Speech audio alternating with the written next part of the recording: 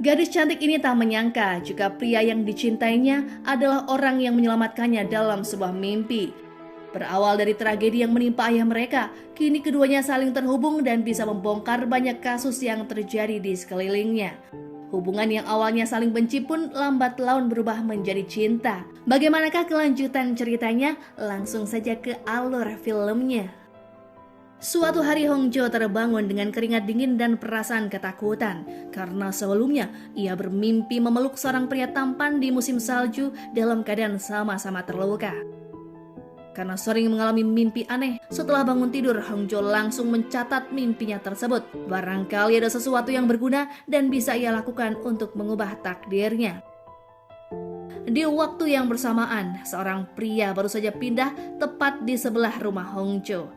Pria tersebut diketahui bernama Jae-chan yang baru saja pindah karena pekerjaannya sebagai jaksa.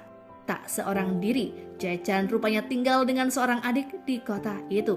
Betapa terkejutnya Hongjo karena ternyata pria itu adalah orang yang semalam muncul di dalam mimpinya. Entah alasan apa, Hongjo bahkan menolak pemberian kue beras dari Jae-chan sebagai bentuk perkenalan tetangga baru. 가주세요. 앞으로 이런 식의 방문 삼가주시고요. Keesokan harinya saat Hongjo menunggu bis di sebuah halte, Jae-chan datang dan langsung duduk di sampingnya. Hongjo mengira Jae-chan sengaja mendekatinya karena ia cantik dan berniat menggoda. Padahal Jae-chan hanya ingin memberikan bangku kosong pada para pelajar yang juga ada di halte tersebut. 관심이라뇨? Setibanya di restoran milik ibunya, Hongjo bertemu dengan seorang pria yang sempat ia mimpikan 3 bulan lalu. Di dalam mimpinya, pria itu akan terbakar saat menyalakan korek di sebuah SPBU. Berniat ingin mengubah takdir pria tersebut, Hongjo dan ibunya berusaha mencegah kepergiannya dan meminta korek api yang saat itu disimpan di kantong baju. Namun, pria itu justru menganggap Hongjo dan ibunya aneh karena tiba-tiba melarangnya pergi dan menyebut sesuatu hal yang di luar nalar. Tak ingin ambil pusing, pria tersebut langsung tancap gas meninggalkan restoran dan bahkan mendorong ibu Hongjo. Ketakutan Hongjo pun terjadi karena masih di hari yang sama, pria tersebut dikabarkan tewas akibat ledakan saat mengisi bensin. Hal itu tentu saja membuat Hongjo merasa bersalah sekaligus frustasi, meskipun sebenarnya ini bukanlah kesalahannya. Hari demi hari Hongjo lalui yang kembali bermimpi buruk di setiap tidurnya. Kali ini lumayan parah karena ia bermimpi tentang kematian ibunya yang sangat ia cintai. 꼭 맞다고 해. 제발. Semenjak ayahnya meninggal, Hongjo memang hanya tinggal bersama ibunya saja. Seperti sebelumnya, setelah terbangun, Hongjo langsung mencatat mimpinya. Bedanya kali ini ia mencatat dengan tangan gemetar dan air mata yang terus menetes. Karena ketakutan, Hongjo langsung memotong pendek rambutnya. Sebab di dalam mimpi saat ibunya meninggal, ia masih berambut panjang. Saat itu pun ia bertekad tak akan pernah lagi memanjangkan rambutnya.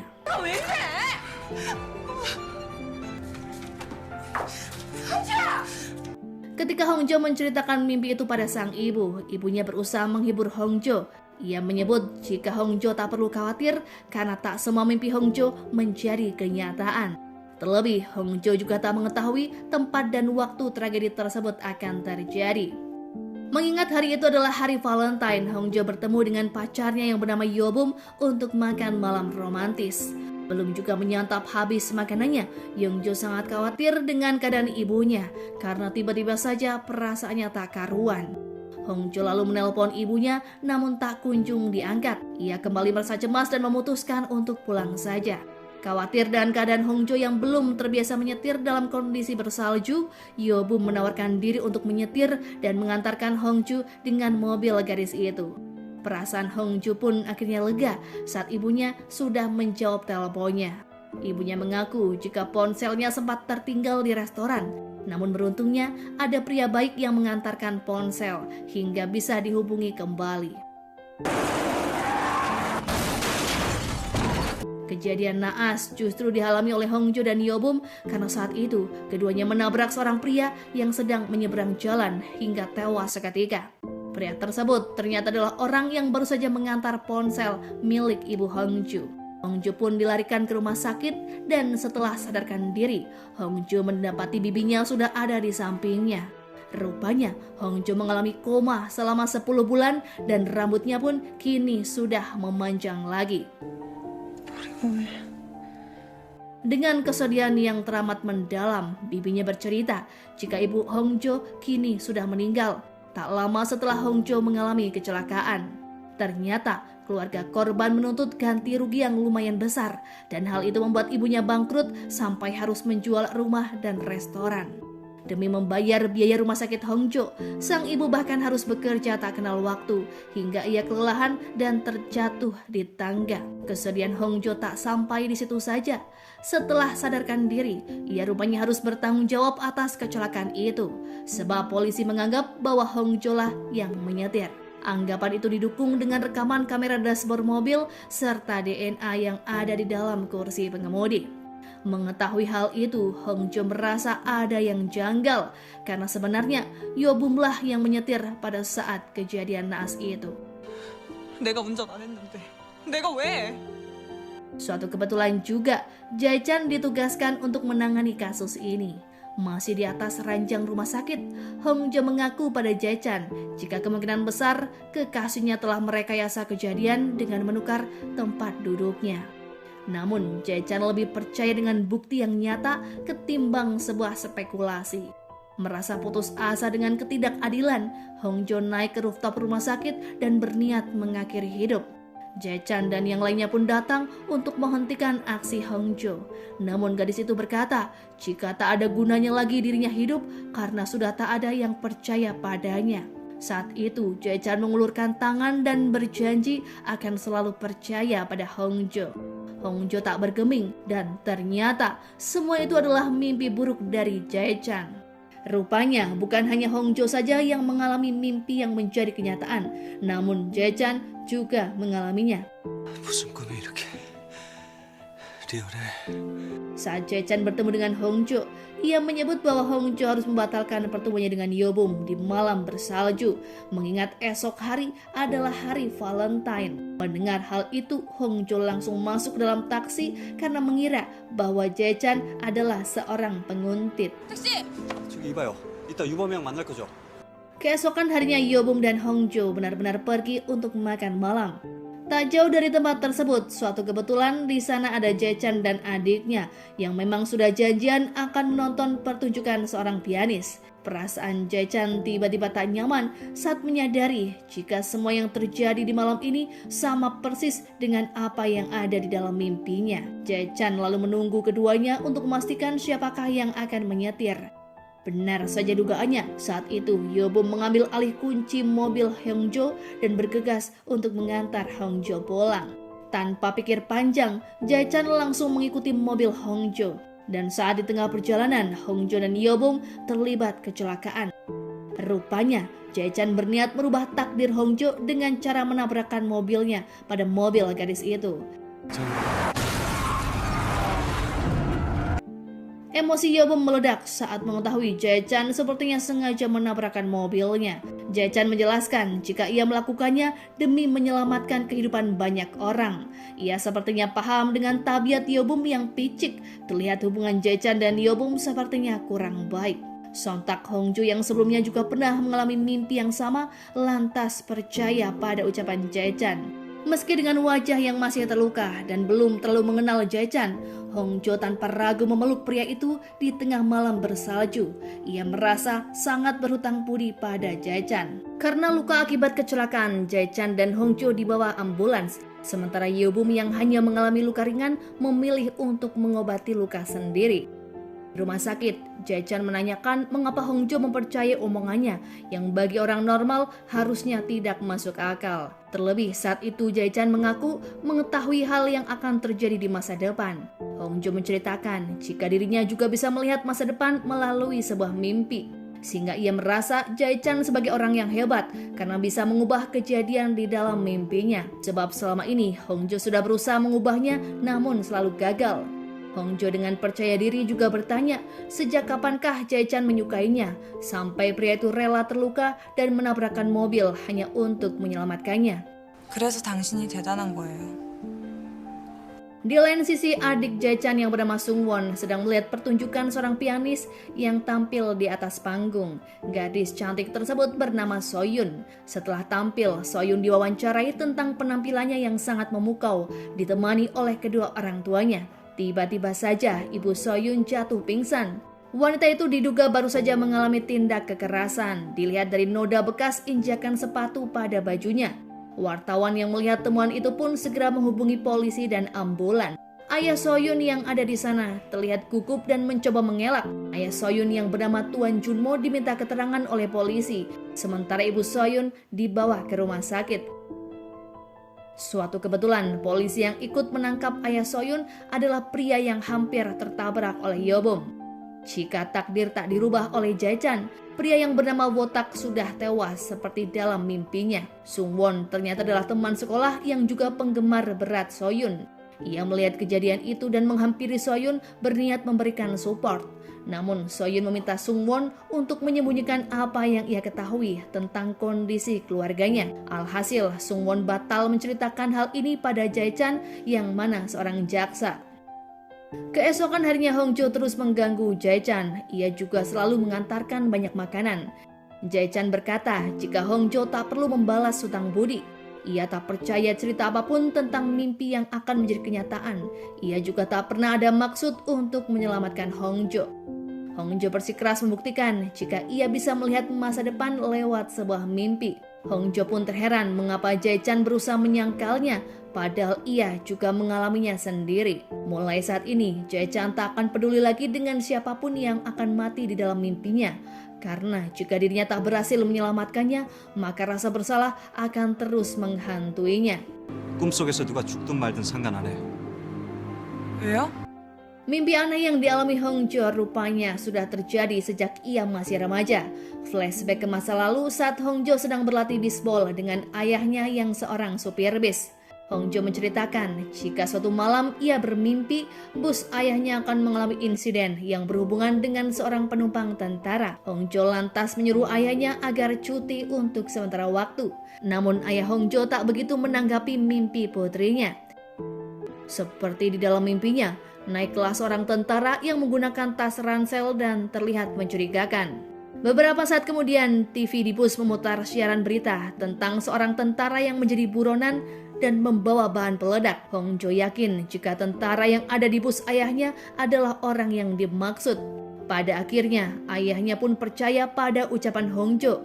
Ia berpura-pura bus mengalami mogok dan menyuruh semua penumpang untuk turun. Saat itu Hongjo meminta sang ayah untuk turun bersamanya. Namun pria tersebut memilih menahan tentara di bus hingga terjadi ledakan yang menewaskan keduanya. Kembali pada Hongjo yang baru saja bangun tidur, ia langsung menulis mimpinya yang mana tentang seorang pria bernama Sung-won yang akan menjadi pembunuh karena kakaknya sendiri. Jae-chan yang juga tengah tertidur di kantor mendapati mimpi tentang adiknya yang dibawa mobil polisi. Keduanya rupanya mengalami mimpi yang hampir mirip. Sementara Jae-chan yang resah mengenai mimpinya memilih untuk datang menemui Hongju.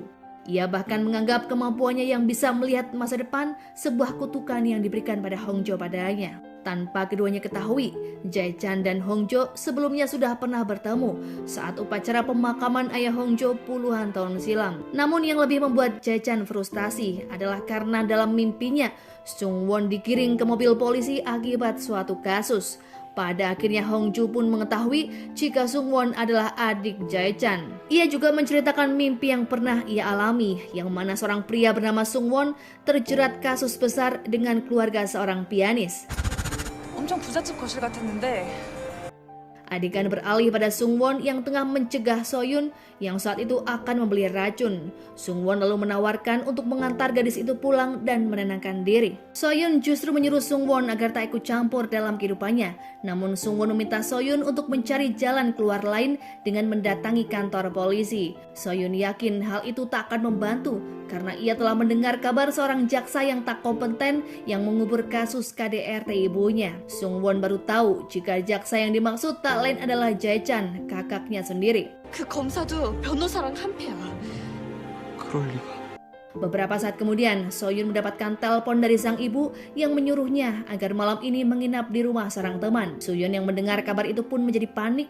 Ia memilih untuk segera pulang karena sepertinya ibunya sedang dalam masalah. Sungwon yang khawatir dengan keadaan keluarga Soyun lantas mengejarnya. 엄마! 소연아! Di lain sisi, Jae-chan semakin gelisah karena teleponnya tak kunjung dijawab oleh adiknya. Hongjo menghampiri Jae-chan dan mencoba menggabungkan detail mimpi yang mereka miliki. Dalam mimpi Jae-chan, kejadian itu akan terjadi di hari ini karena setelan baju yang digunakan oleh Jae-chan sama seperti yang ada di dalam mimpinya. Dalam mimpi Hongjo, ia menyebut bahwa kejadian itu terjadi di sebuah ruang tamu rumah orang kaya dengan sebuah piano di ruang tengah. Ada seorang suami yang memukuli istrinya, lalu putri mereka dan Sungwon datang untuk memisahkan perkelahian tersebut. Namun sayang, Sungwon tak sengaja mendorong pria yang tak lain adalah Junmo, hingga pria itu pun tewas karena terjatuh dari ketinggian. Setelahnya Sungwon menangis dan menyalahkan sang kakak karena membuatnya menjadi seorang kriminal. Hongjo terheran mengapa Sungwon menyalahkan Jae-chan dalam mimpi itu. Jae-chan mengingat-ingat kasus Junmo yang ia putuskan untuk tidak diusut lebih jauh. Junmo rupanya memiliki seorang anak pianis bernama Soyun yang juga teman dekat Sungwon. Kini ia pun paham mengapa dirinya disalahkan oleh sang adik. Hongju kemudian memberikan clue jika dari TKP ia bisa melihat sebuah cahaya berbentuk 2 bulan dari sebuah jendela. Dengan ciri-ciri tersebut, keduanya mencoba mendeteksi tempat tinggal orang tua Soyun untuk mencegah hal buruk terjadi padanya. Setibanya di lokasi yang keduanya curigai, Hongjo langsung menekan alarm kebakaran di gedung apartemen yang seketika berhasil mencegah Junmo memukuli istrinya. Jae-chan kemudian menyeret adiknya yang masih berada di dalam lift untuk segera keluar dari gedung.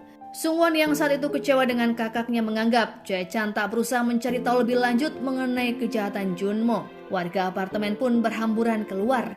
Di sana banyak mobil damkar hingga kepolisian. Seorang warga yang melihat Hongju menyalakan alarm menuduhnya melakukan tindak laporan palsu. Seorang polisi tiba-tiba membela Hongju yang ternyata pria tersebut adalah Wotak. 그러니까 허위 신고 아닙니다.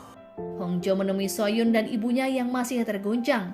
Ia lalu mengajak keduanya untuk menginap di rumahnya. Hongjo mengaku ia adalah pacar dari teman Soyun dan sedang dekat dengan seorang jaksa bernama Jae-chan. Awalnya Soyun yang gengsi tak mau ikut, namun karena tak punya pilihan yang lebih aman, Soyun akhirnya bersedia untuk tinggal di rumah Hongju. Saat itu Wotak bahkan menawari mereka tumpangan untuk diantar ke rumah. Sebelum peristiwa itu terjadi, Wotak juga mengalami mimpi yang sama dengan Jae-chan dan Hongjo. Saat sedang berpatroli, Wotak bermimpi menangkap adik Jae-chan karena kasus pembunuhan. Itulah alasan mengapa ia membela dan membantu Hongjo.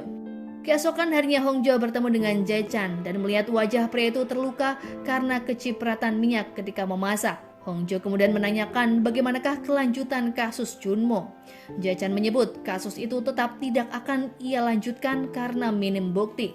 Jae-chan juga beralasan banyak kasus lain yang telah mengantri untuk ia kerjakan. Jika ia tetap bersikeras memperpanjang kasus ini, maka ia bisa dipindahkan ke lain divisi. Saat itu Jae-chan juga mengeluh tentang banyak cicilannya yang menumpuk. 다 끝났는데 뭘로 다시 수사를 합니까? Hongjo berseloroh tentang nomor lotre yang diyakini akan membuat Jae-chan kaya raya sesuai dengan apa yang ada di dalam mimpinya. Jae-chan berkata dirinya tak peduli dengan uang semacam itu, namun dalam benaknya ia terus mengingat nomor lotre tersebut. Saat bertemu dengan Yobum, ia tiba-tiba berubah dan menegaskan akan tetap mengusut kasus Junmo. Jae-chan juga melawan atasannya yang saat itu meminta untuk kasusnya tidak lagi diperpanjang. Saat itu Jae-chan bertekad akan menegakkan kebenaran. Seusai bekerja, Jae-chan menyapa Hongjo dan berkata jika dirinya akan menindaklanjuti kasus Junmo. Jae-chan juga memamerkan bahwa saat ini ia hendak membeli mobil baru. Hongjo curiga apakah Jae-chan benar percaya pada kebohongannya tentang sebuah lotre. Pada akhirnya Jae-chan tahu jika nomor lotre tersebut adalah bohong belaka. 뻥이요? Kilas balik menampilkan Jae-chan remaja yang saat itu berada di dalam supermarket bersama ayahnya. Kemudian seorang tentara mencurigakan masuk Dan ternyata tentara tersebut adalah orang yang sama dengan tragedi ledakan di bus ayah Hongjo. Saat itu ayah Jae-chan menyuruh putranya untuk pergi terlebih dulu. Dan saat di luar supermarket, Jae-chan sangat terkejut ketika mendengar suara tembakan dan seorang tentara yang hendak kabur. Jae-chan langsung mengecek ke dalam supermarket dan melihat ayahnya terluka karena menyelamatkan nyawa pengunjung lain. Sejak saat itu, Jae-chan memiliki pemikiran untuk tak lagi berkorban demi orang lain karena bisa menyakiti diri dan keluarganya sendiri. Meskipun ayah Jae-chan dianggap sebagai pahlawan, namun baginya kematian sang ayah membuat ibunya menderita, yang mana Jae-chan dan adiknya juga harus tumbuh tanpa sosok ayah. 나에겐 복이었다. Berpindah pada Wotak yang bertemu dengan Jae-chan, ia memperkenalkan diri sebagai seseorang yang pernah diselamatkan oleh ayah Jae-chan. Mereka akhirnya makan malam di restoran Ibu Hongjo. Wotak menebak jika dalam hitungan kelima akan datang seorang pria yang tak lain adalah Yobom. Dan benar saja, Yobom memang sedang mencari Soyun dan ibunya. Ia rupanya tahu Jae-chan tak akan menyerah dengan kasus KDRT yang menimpa wanita itu. 오늘은 남홍주 씨 보러 온 거 아닌데. Wotak mendapatkan mimpi akan terjadi tragedi di restoran ini. Oleh karenanya, ia sengaja mengetes dan mengubah apa yang ada di dalam mimpinya. Bedanya, saat dalam mimpi, Wotak tak makan bersama teman sesama polisi. Namun saat ini ia melakukan sedikit perubahan dengan mengajak Jae-chan untuk makan bersama. Tragedi dalam mimpi Wotak dimulai oleh Yobom yang meminta Ibu Soyun agar meyakinkan jaksa agar tak menindaklanjuti kasus suaminya. Yobom juga mengancam jika ia bisa membuat Soyun tidak mendapatkan sepeser pun dari ayahnya jika permintaan itu tidak dikabulkan. Ibu Soyun yang sangat mementingkan masa depan anaknya mulai goyah dan mengiyakan keputusan itu. Soyun yang sudah frustasi langsung mengambil sumpit. Hongju yang menyadari hal tersebut berusaha mencegah hingga tangannya terluka. Wotak berharap mimpinya tersebut tidak pernah terjadi. Namun melihat kejadian asli, alurnya sama persis di dalam mimpinya yang membuatnya semakin ragu. Saat ia melihat Soyun mulai mengambil sumpit, ia pun dibuat panik. Namun sebelum hal buruk di mimpinya terjadi, Jae-chan menggebrak meja terlebih dulu hingga semua perhatian beralih kepadanya. Jae-chan langsung menghampiri meja mereka dan melawan semua perkataan Yobom. Jae-chan juga meyakinkan Ibu Soyun untuk tidak menuruti Yobom dan percaya kepadanya saja. Jae-chan menyebut jika sesuai hukum, ancaman Yobom tak akan pernah terjadi dan ia sendiri akan memastikan Tuan Junmo diadili. Won-taek lega karena mimpinya telah berubah. Kini semuanya terlihat tenang dan saling menguatkan. 하는데 법대로 하면 질 것 같으니까 괜히 Setelah semua yang terjadi, Jae-chan curiga bahwa Wotak bisa memprediksi kejadian ini dan akhirnya mereka membicarakannya di supermarket. Wotak berkata dengan jujur bahwa ia tiba-tiba mendapatkan mimpi yang bisa menjadi kenyataan. Jae-chan berkata jika ia mengalaminya dan tak hanya mereka, namun Hongjo juga merasakan hal yang sama. Hongjo yang mengintip di jendela langsung menghampiri mereka. Wotak mencoba mencari kesamaan mereka untuk menemukan penyebab mengapa mereka bisa melihat masa depan dari sebuah mimpi. Jae-chan berusaha keras agar tak mengecewakan banyak orang. Karena kelelahan, ia bahkan sampai tertidur di dalam bis. Hongju yang melihatnya langsung menyadarkan kepala Jae-chan ke pundaknya. Setelah terbangun, Jae-chan terkejut melihat Hongju yang selalu mengikutinya. Hongju berkata, ia mengikuti Jae-chan karena melihat di mimpinya jika pria itu ketiduran di dalam bus hingga telat dan dimarahi oleh atasan. Alasan itulah yang membuat Hongjo di sini untuk menyelamatkan Jae-chan dari hari yang terasa berat. Jae-chan menyebut jika ia sudah bekerja keras dan yakin akan menyelesaikan kasus Junmo dengan sukses. 준모 사건 수사에 미제 처리하느라 지난 4일간 5시간도 못 잤어요.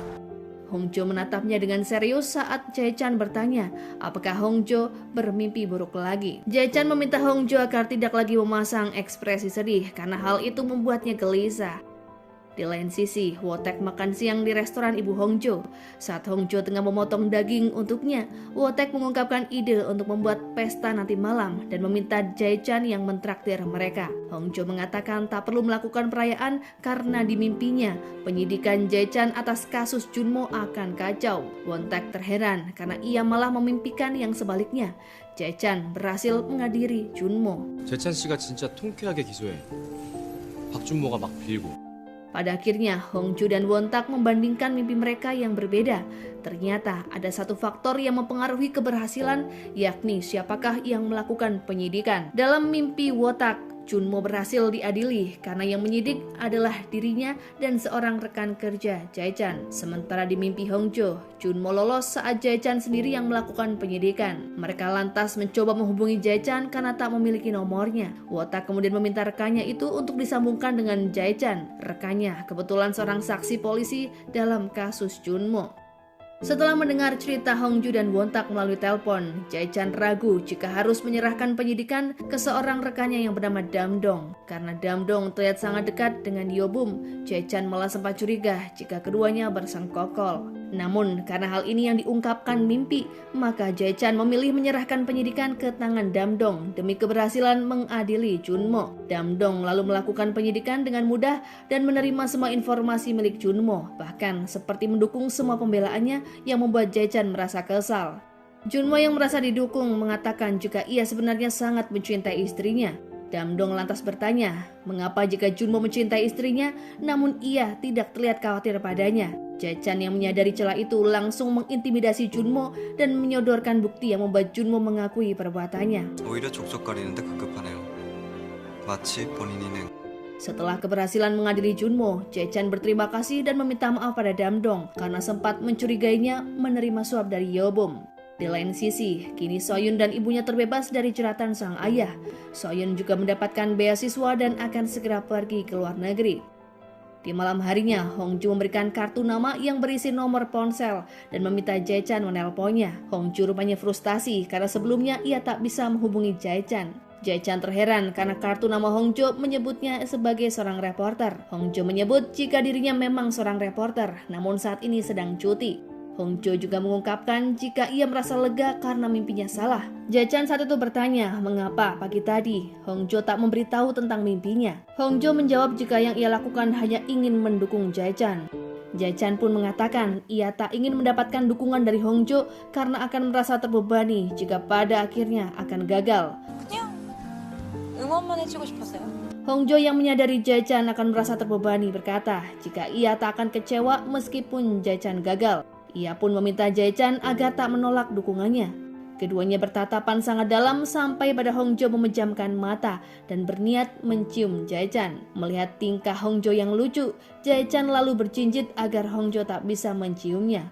Hongjo yang merasa malu langsung pergi dengan beralasan ia tadi hanya ingin melepas celemek di leher Jae-chan. 뭐 하는 겁니까? Flashback kemudian menampilkan mimpi Jae-chan saat tertidur di bis siang tadi. Jae-chan memimpikan saat Hongjo berniat menciumnya. Di dalam mimpi Jae-chan, ia membalas ciuman itu dan keduanya berciuman dengan mesra di tengah turunnya salju. Hongju kembali mengalami mimpi buruk tentang dirinya yang sekarat saat menggunakan seragam SBC. SBC adalah kantornya ketika ia bekerja sebagai reporter. Sepertinya Hongju sering mengalami mimpi ini. Di lain sisi, Jae-chan berusaha berangkat lebih awal agar ia tak diganggu oleh keberadaan Hongju. Namun sayang, barista yang menjadi langganannya membocorkan pada Hongju jika saat ini ia sering datang lebih pagi. Akhirnya keduanya mengobrol di kafe tersebut. Jae-chan menanyakan kapan Hongjo kembali bekerja agar tak terus menguntit dirinya. Hongjo malah bercanda dan menyebut jika ia lebih suka melihat wajah Jae-chan dibanding bekerja. Jae-chan mengambil kesimpulan jika Hongjo hanya tak ingin kembali bekerja. Dengan wajah sendu, Hongjo malah bertanya pada pria itu apakah ia harus kembali bekerja atau tidak. Karena sebagian dari dirinya ingin kembali, namun ia juga tak ingin bekerja sebagai reporter. Jae-chan terheran mengapa Hongjo malah bertanya kepadanya apakah Hongjo merasa stres ketika bekerja. 그쪽이 하란 대로 할게. Berpindah pada Yeobum yang sedang mengganggu Jae-chan di kantor jaksa. Ia sepertinya menggoda Jae-chan yang mengatakan jika telah merebut pacarnya yang bernama Nam Hongjo. Hal itu pun membuat rekan kerja Jae-chan sangat syok. Gosip pun bergulir jika Hongjo adalah sosok yang cantik, cerdas, dan sangat sulit didapatkan. Rekan kerja Jae-chan yang penasaran hendak memilih makan siang di restoran Ibu Hongjo untuk melihat kecantikan gadis itu. Sementara Hongjo telah mengomeli penjual ayam yang ia pikir curang karena Hongjo tak diberi ayam utuh dan selalu ada bagian yang hilang. Kali ini yang hilang adalah bagian paha ayam. Ibu Hongjo datang dan meredam emosi Hongjo. Setelah di rumah, wanita itu pun membahas surat permohonan kembali bekerja yang ditemukan di kamar putrinya. Ibunya tampak menolak keras jika Hongjo kembali bekerja. Ia rupanya khawatir karena Hongjo pernah bermimpi sekarat ketika sedang bekerja sebagai reporter. Hongjo kemudian menjawab jika mimpinya bisa saja berubah, seperti yang dilakukan Jae-chan dan Wotak selama ini. Namun, bagaimanapun alasannya, ibunya tak memberikan izin pada Hongjo untuk kembali bekerja. 내가 그 사람도 못한 게 뭐가 많아, 아주 많아. Beberapa waktu setelahnya, rekan kerja Jae-chan makan siang di restoran Ibu Hongjo dan atasan Jae-chan sepertinya mengenal suara gadis itu. Atasan Jae-chan kemudian teringat dan menceritakan jika Hongjo adalah reporter SBC yang sangat vokal dalam membela kebenaran. Rekan Jae-chan terheran karena karir Hongjo saat itu sukses, namun mengapa saat ini ia malah bekerja di restoran ibunya. Adegan berpindah pada Hongjo yang melihat penjual ayam curang tadi pagi sedang memberi makan kucing dengan potongan ayam. Hongjo akhirnya merasa bersalah karena sebelumnya telah menuduh yang tidak-tidak. Di dalam kamar, Hongjo melihat catatan mimpinya. Ia teringat jika malam ini ada kejadian seseorang mahasiswi yang terbakar gara-gara kejatuhan balon. Ia berniat merubah mimpi tersebut. Hongjo lalu berkata pada ibunya jika sebenarnya ia bisa merubah mimpi dan mampu menyelamatkan mahasiswi tersebut. Oleh karenanya, ia akan kembali bekerja karena berarti ia bisa mengubah nasibnya sendiri. Hongjo lalu pergi ke sebuah universitas yang diperkirakan akan menjadi tempat kejadian mahasiswa itu terbakar. Tak lupa, ia juga membawa pemadam api. Hongjo langsung menyemprotkannya ke tengah acara kejutan yang diberikan seorang pria kepada mahasiswi tersebut. Kebakaran pun bisa terhindarkan. Namun pria dan teman-temannya yang telah menyiapkan kejutan itu marah dan mengejar Hongjo karena telah membatalkan acara kejutannya. Tiba-tiba saja Jae-chan muncul dan menyelamatkan Hongjo. Ia juga membawa wanita itu untuk bersembunyi. Ternyata sebelumnya Jae-chan juga bermimpi jika Hongjo akan terluka karena dikeroyok oleh beberapa mahasiswa. Karenanya Jae-chan mengetahui di manakah Hongjo saat ini berada dan datang untuk menyelamatkannya. Tak hanya mereka, Wotak juga mengalami mimpi melihat Jae-chan dan Hongjo dikeroyok oleh mahasiswa. Saat mahasiswa itu melihat Hongjo dan Jae-chan berjalan dan hendak menghajarnya, Wotak yang tengah berpatroli langsung mencegahnya dan menangkap mereka. Pada akhirnya, semua mimpi buruk mereka tidak terjadi. Wotak lega setelah melihat Hongjo dan Jae-chan berjalan dengan tenang. Berpindah pada mahasiswi yang selamat dari kobaran api, meskipun saat ini ia tetap merasa tubuhnya seolah panas. Hal itu rupanya dialami oleh Wotak. Wotak menceritakan pada Jae-chan jika meski ia selamat dari kecelakaan itu, namun ia tetap merasa seolah dirinya tertabrak. Wotak lantas bertanya, apakah Jae-chan juga pernah merasakan hal semacam itu? Jae-chan menjawab, ia pernah mengalaminya saat masih remaja. Kilas balik ditampilkan saat Jae-chan remaja dan tenggelam dan saat itu diselamatkan oleh Hongjo. Wotak membuat hipotesis bahwa itulah yang menjadi penyebab mereka mengalami mimpi yang aneh. Mereka rupanya terhubung karena menyelamatkan satu sama lain. Jae-chan menyelamatkan hidup Wotak, sementara Hongjo menyelamatkan hidup Jae-chan. Jae-chan menolak hipotesis tersebut karena seingatnya yang menyelamatkannya dulu adalah anak laki-laki berambut pendek yang suka dengan bisbol. Ia yakin jika sosok tersebut bukanlah Hongjo. Tanpa Jae-chan ketahui, sebelumnya Hongjo memang sangat tomboy.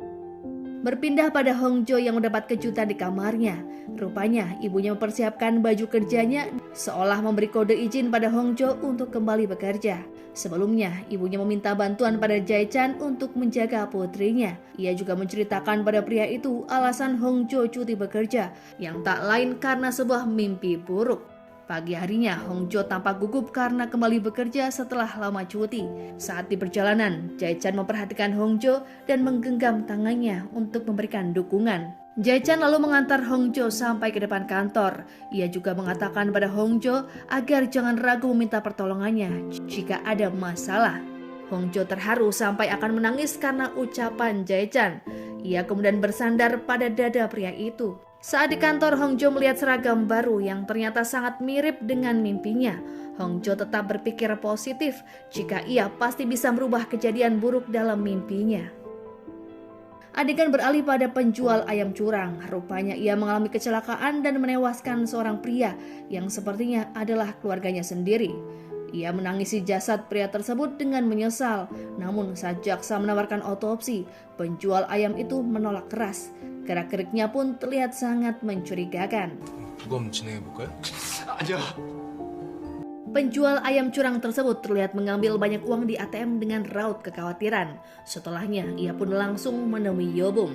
Ternyata pria itu bernama Kang Dahe yang saat itu meminta bantuan Yobum untuk membelanya di pengadilan karena dirinya didakwa kasus pembunuhan terhadap adiknya sendiri dengan cara menabrakkan mobil. Dahe diduga melakukan kejahatan itu demi mencairkan uang asuransi. Ia bahkan menawarkan banyak uang pada Yobum asalkan dirinya mau menjadi pengacaranya dan membantunya terbebas dari tuduhan. Yobum berkata ia tak membela berdasarkan uang namun berdasarkan peluang kemenangan. Yobum menyuruh Dahe untuk berkata jujur padanya apakah benar ia yang telah menghabisi adik kandungnya sendiri. Awalnya Dahe tak mengaku, namun Yobum terus bertanya dengan kalimat jebakan yang tak bisa disangkalnya lagi. Pada akhirnya Dahe pun mengaku jika dirinya memang pelakunya. Berpindah pada Jae-chan yang bermimpi sedang menonton TV bersama Hong Jo. TV tersebut menyiarkan berita tentang penangkapan seseorang berinisial Kang yang tega menghabisi kedua adiknya demi asuransi. Saat di kantor, Jae-chan lalu membahas kasus tersebut bersama rekan-rekannya. Setelah mengingat-ingat dalam mimpinya, Jae-chan bertanya pada seorang rekan apakah pria itu menghabisi kedua adiknya. Saat itu rekannya menyebut jika Dahe hanya menghabisi satu adik laki-lakinya saja, sementara adik perempuannya masih hidup. Jaksa yang menuntut kasus Dahe adalah Shin Hae-min. Ia tampak sangat percaya diri bisa memenangkan kasus ini. Jae-chan yang menonton persidangan pertama tampak sedikit was-was. Ia seketika teringat akan mimpinya dan mulai ragu apakah Hae-min akan menang. Terlebih pengacara yang saat itu membelanya adalah Yobum. 어깨 펴요. 우리가 99니까. Berpindah pada Hong Jo yang sudah kembali bekerja sebagai reporter. Saat itu ia diberi tugas untuk mencari liputan kasus di kantor polisi. Saat Hong Jo bertanya pada Wotak, rupanya ada satu kasus yang berkaitan dengan matinya banyak kucing. Hong Jo pun merasa jika kasus itu tidaklah menarik. Setelah rapat membahas ratusan kucing yang mati mendadak, Hong Jo melaporkan bahwa kemungkinan kucing itu diracun karena tidak ada luka memar.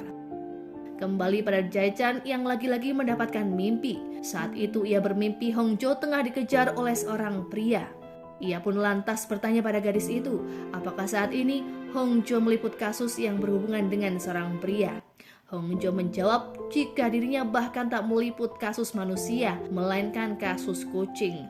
Hal itu pun membuat Jae-chan merasa lega. 사람도 아니고 길고양이 취재하고 있네요. 길고양이. Berpindah pada persidangan akhir putusan hukuman pada Kang Dahe. Sidang itu juga dihadiri oleh Jaksa Hae-min dan pengacara Yobum. Ada pula Jae-chan dan beberapa rekannya yang sedang menyaksikannya. Adik perempuan Dahe pun juga melihat sidang tersebut. Jaksa Hae-min menuntut Dahe atas pembunuhan dengan cara menabrakkan mobil demi mendapatkan asuransi. Hal itu dibuktikan dengan Dahe yang tak ingin mayat adiknya diotopsi. Ia bahkan mempercepat pemakamannya hingga proses kremasi. Jaksa Hae-min memutar rekaman dashboard mobil saat kejadian di mana Dahe memindahkan kamera ke depan jalan. Gerak-geriknya pun terlihat sangat mencurigakan. Dalam rekaman itu juga terdengar suara Dahe yang menyuruh adiknya untuk tidur. Namun Yobum menolak semua tuntutan jaksa. Ia membuktikan bahwa adik Dahe tak meninggal karena kecelakaan mobil. Hal itu pun diamati melalui suhu badannya yang berangsur dingin. Ditambah lagi tak ada luka pada bagian tubuhnya.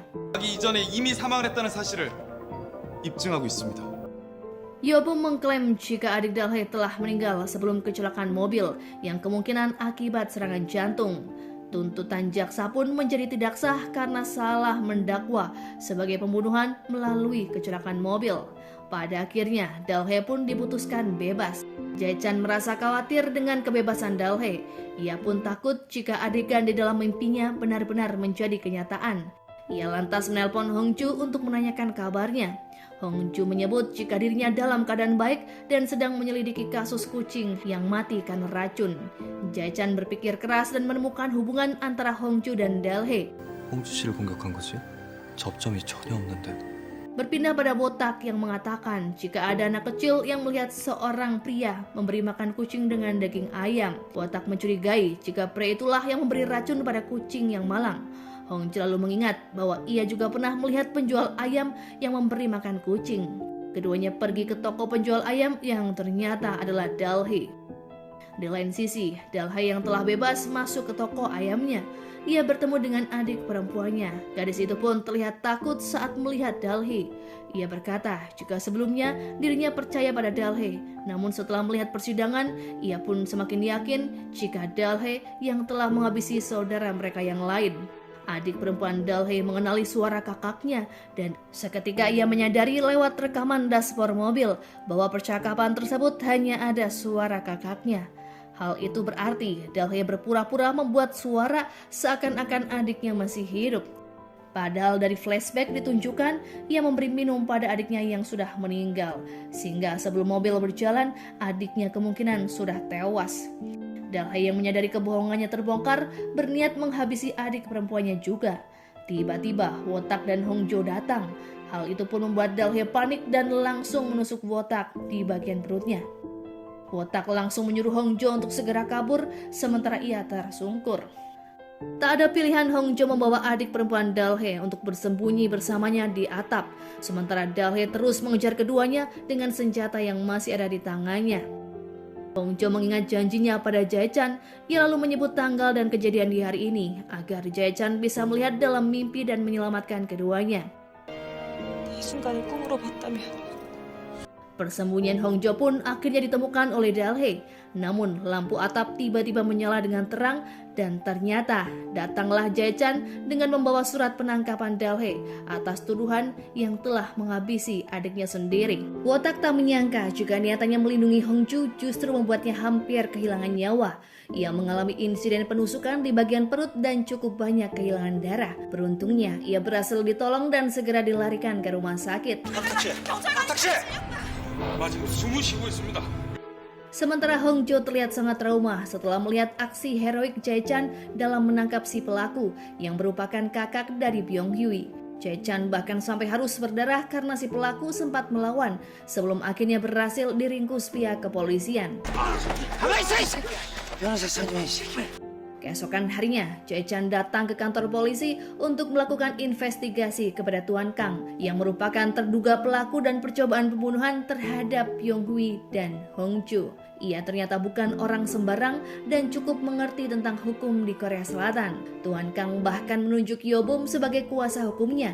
Meskipun hingga Jae-chan datang, sang pengacara belum juga menunjukkan batang hidungnya. Jae-chan yang saat itu sudah mengetahui apa rencana Yobom meminta agar Tuan Kang jangan terlalu banyak berharap. Karena sesuai dengan perkataan Yobom, ia tak akan menangani kasus Tuan Kang karena yakin tak akan menang. 혹시 이우범 변호사 믿고 이러는 거면 포기하세요.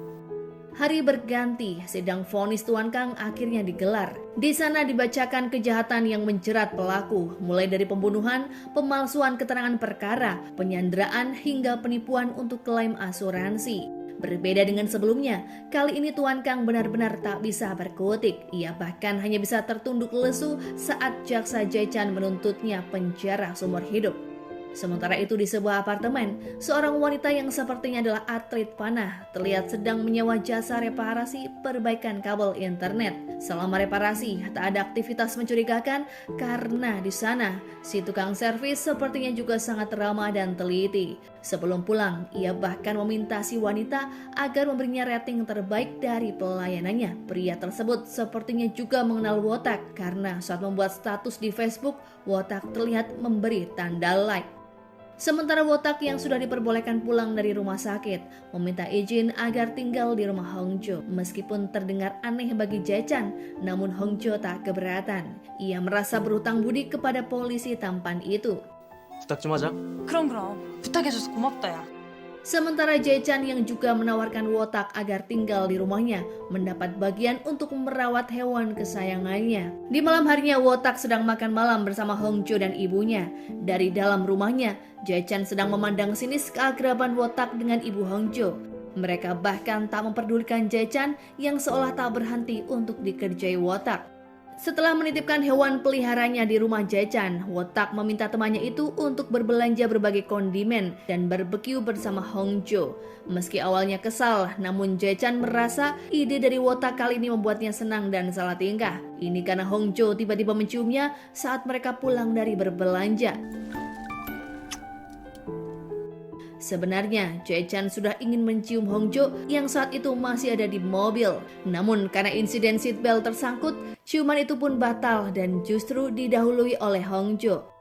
Sementara itu di rumahnya, adik Jae-chan mengatakan bahwa paman si pemberi uang kembali menemukan alamat baru mereka. Seperti kebiasaannya selama 10 tahun terakhir, paman itu mengirim sejumlah uang untuk Jae-chan dan adiknya. Ia ternyata adalah anggota polisi yang merupakan kakak dari tersangka pembunuh ayah Jae-chan. Paman itu bahkan ada di rumah duka dan sepertinya juga bersangkutan dengan kasus kematian ayah Hongjo. Untuk menebus kesalahan adiknya, paman itu rutin mengirimkan uang meskipun tak pernah digunakan oleh Jae-chan. Ia hanya menyimpan uang tersebut dan akan mengembalikannya suatu saat nanti. Di lain tempat, petugas reparasi listrik kembali mendatangi rumah wanita atlet panahan untuk membenarkan kerusakan kabel internet. Ini adalah kedatangannya yang ketiga dalam 1 bulan terakhir. Dan sepertinya ini akan menjadi kedatangannya yang terakhir karena wanita itu merasa tak puas dengan layanan dari pria tersebut. Meskipun tidak dengan nada kasar, namun wanita itu mengancam tak akan memberikan rating bagus jika sambungan internet di rumahnya belum bisa diperbaiki. 아니, 이번에 좀 제대로 고쳐줘봐요. Hingga pada akhirnya, atlet panahan yang bernama Sokyong itu justru ditemukan tewas bersimbah darah di rumahnya, di mana setelah dilakukan otopsi, pelaku pembunuhan dari wanita itu diketahui bernama Do Hae-kyung, tukang reparasi internet yang juga teman dekat Wotak. Berita tentang kematian atlet Sokyung bahkan sudah sampai ke telinga Wotak. Ia bahkan kembali bermimpi buruk di mana Jae-chan terlihat sedang menginterogasi terkait kasus pembunuhan yang menjerat Do Hae-kyung. 고등학교 동창이고 1년 반 전까지 룸메이트였습니다. Di waktu yang bersamaan, Hongjo menelpon Wotak dan memberitahunya bahwa ia baru saja bermimpi aneh, di mana dalam mimpi tersebut Hongjo melihat tersangka Do Hae-kyung masuk ke dalam rumah Wotak dan mengancamnya. Hongjo juga menceritakan bahwa Do Hae-kyung sebenarnya adalah teman Wotak dan mereka saling mengenal. Ia lalu meminta agar temannya itu segera menghubungi polisi untuk meminta perlindungan. Namun saat itu, Wotak menganggap bahwa mimpi Hongjo kali ini hanyalah bunga tidur. Ia mengaku tak mengenal Do Hae-kyung meskipun si tersangka sebenarnya sudah ada di rumah Wotak. Do Hae-kyung datang untuk meminta perlindungan dari kasus pembunuhan yang baru saja ia lakukan. 그러니까 네가 어떻게든 나 Wotak yang sudah mengetahui tentang kejanggalan Do Hae-kyung meminta agar temannya itu menyerahkan diri ke polisi. Namun sesuai dengan mimpi Hongjo, Do Hae-kyung justru mengancam Wotak terkait masa lalunya.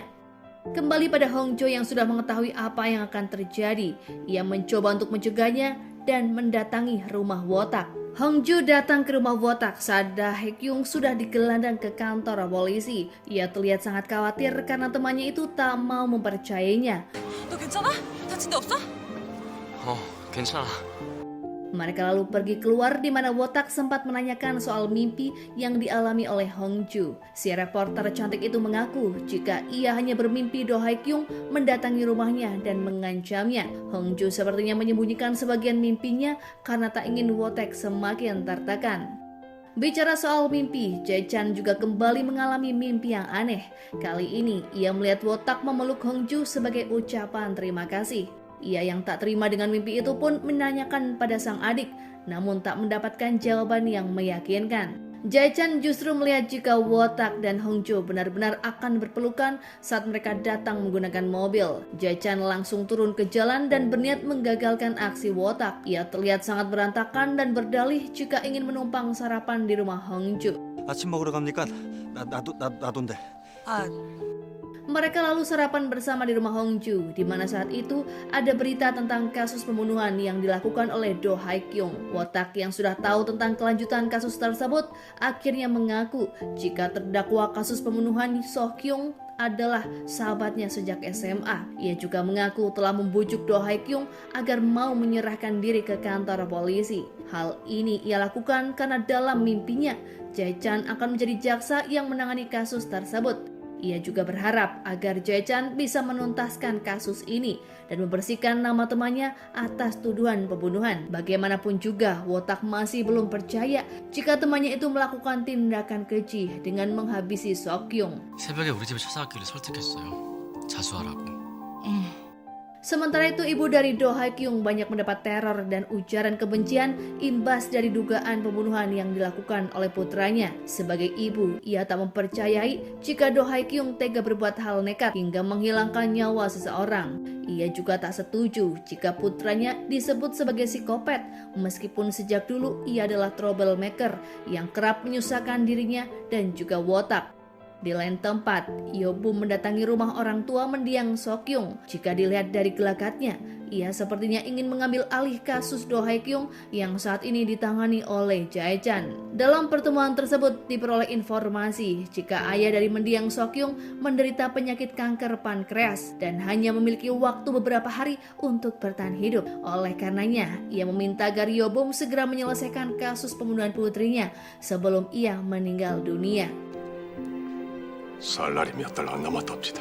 Setelah berjalan dengan cukup lambat dan mendapatkan protes dari berbagai pihak, kasus yang menjerat Do Hae-kyung akhirnya sampai ke pemanggilan saksi, di mana saksi yang dimaksud adalah Wotak sebagai teman dari Do Hae-kyung. Sesuai dengan mimpinya, Jae-chan menginterogasi Wotak dengan beberapa pertanyaan terkait hubungannya dengan Do Hae-kyung. Selama memberikan keterangan, ia tampak kooperatif dan bisa menjawab semua pertanyaan dari Jae-chan. Hanya saja, Wotak masih menyangkal jika Do Hae-kyung adalah pelaku pembunuhan. Ia merasa Jae-chan tak memiliki banyak bukti untuk menjerat temannya itu ke jalur hukum. Wotak bahkan beralasan jika benar Do Hae-kyung bersalah, maka ia tak akan menemuinya dan memilih untuk pergi. Selain itu, jika Do Hae-kyung memang pelaku utama, ia tak akan percaya pada Wotak yang memintanya untuk menyerahkan diri ke polisi. Do Hae-kyung pasti melakukan hal itu karena percaya jika Wotak tak akan membantunya lepas dari dakwaan. 고등학교 동창이고 1년 반 전까지 룸메이트였습니다.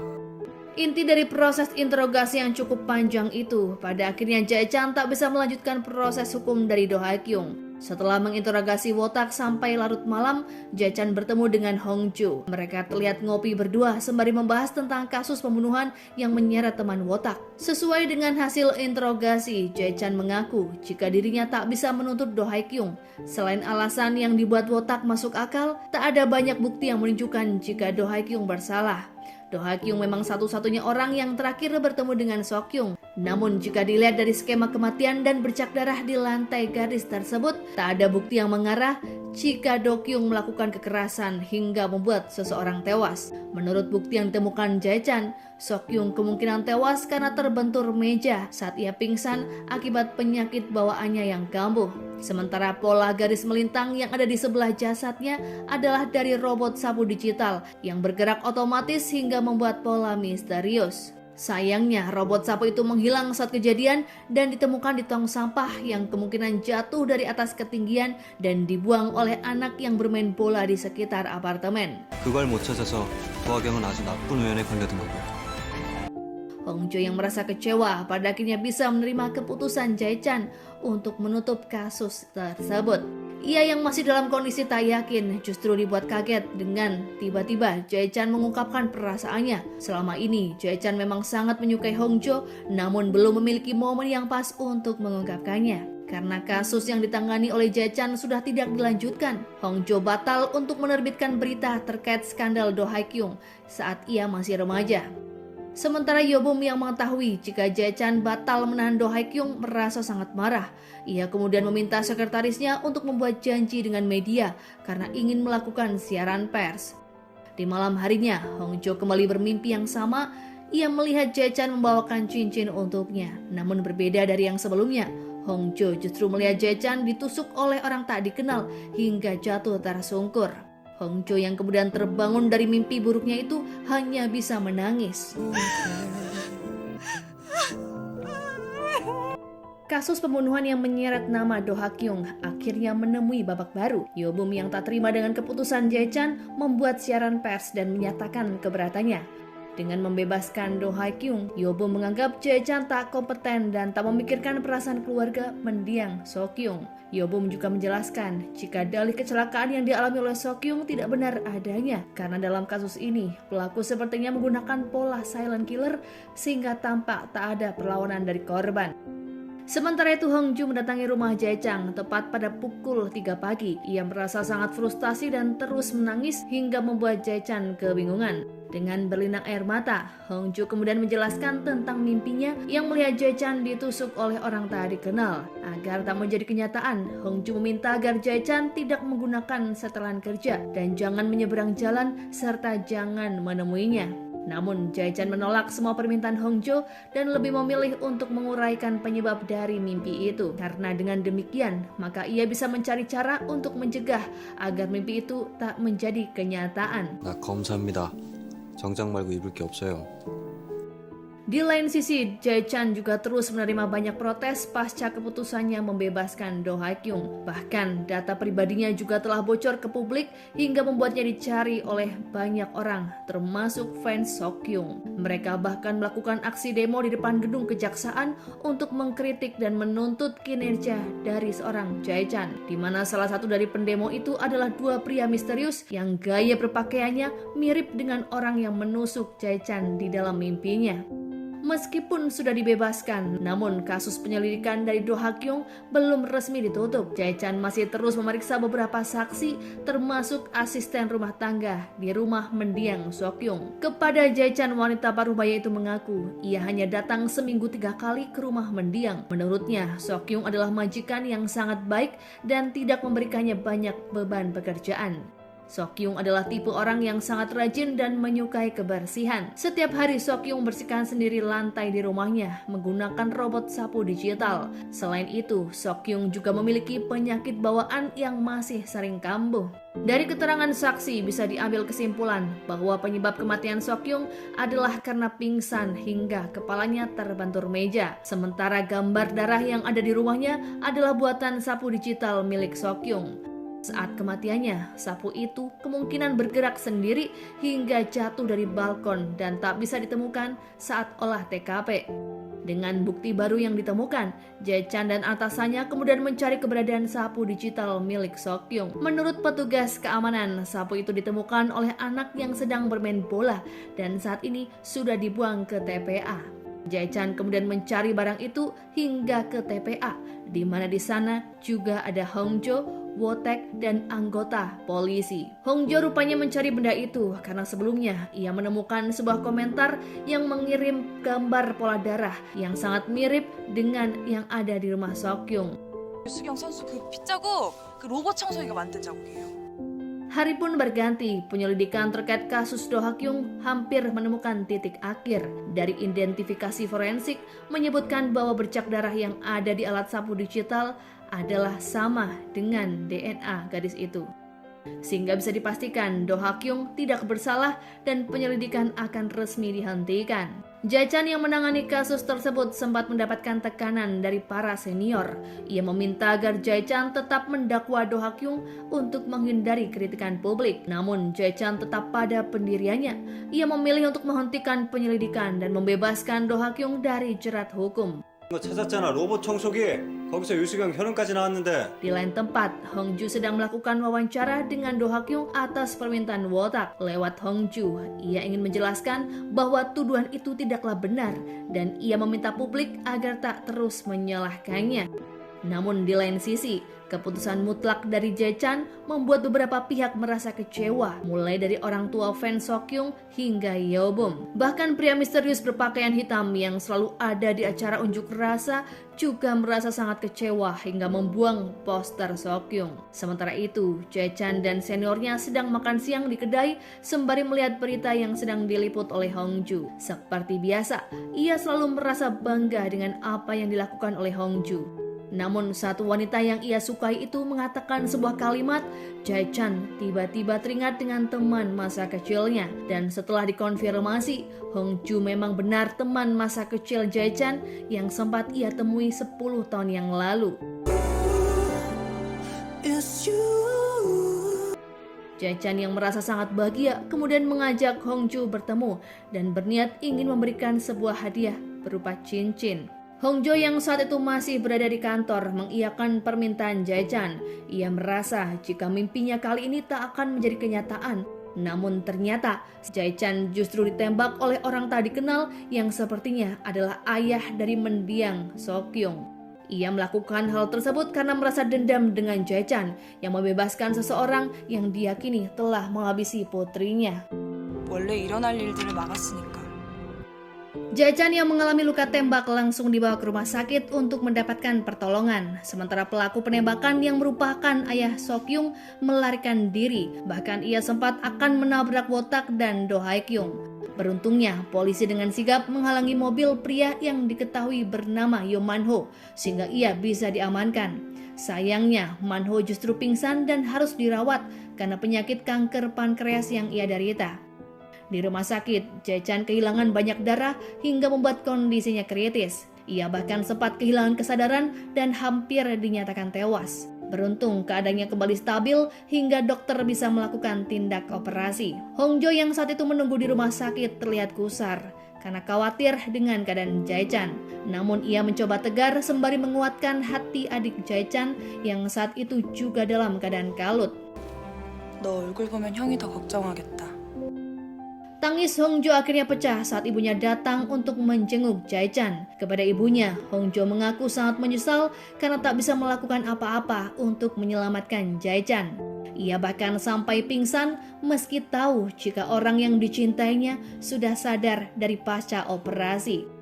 Keesokan harinya, Hongjo merasa jauh lebih baik dan berniat menemui Jae-chan di rumah sakit. Namun ibunya melarang karena belum waktu jam besuk dan ia meminta agar putrinya makan terlebih dulu.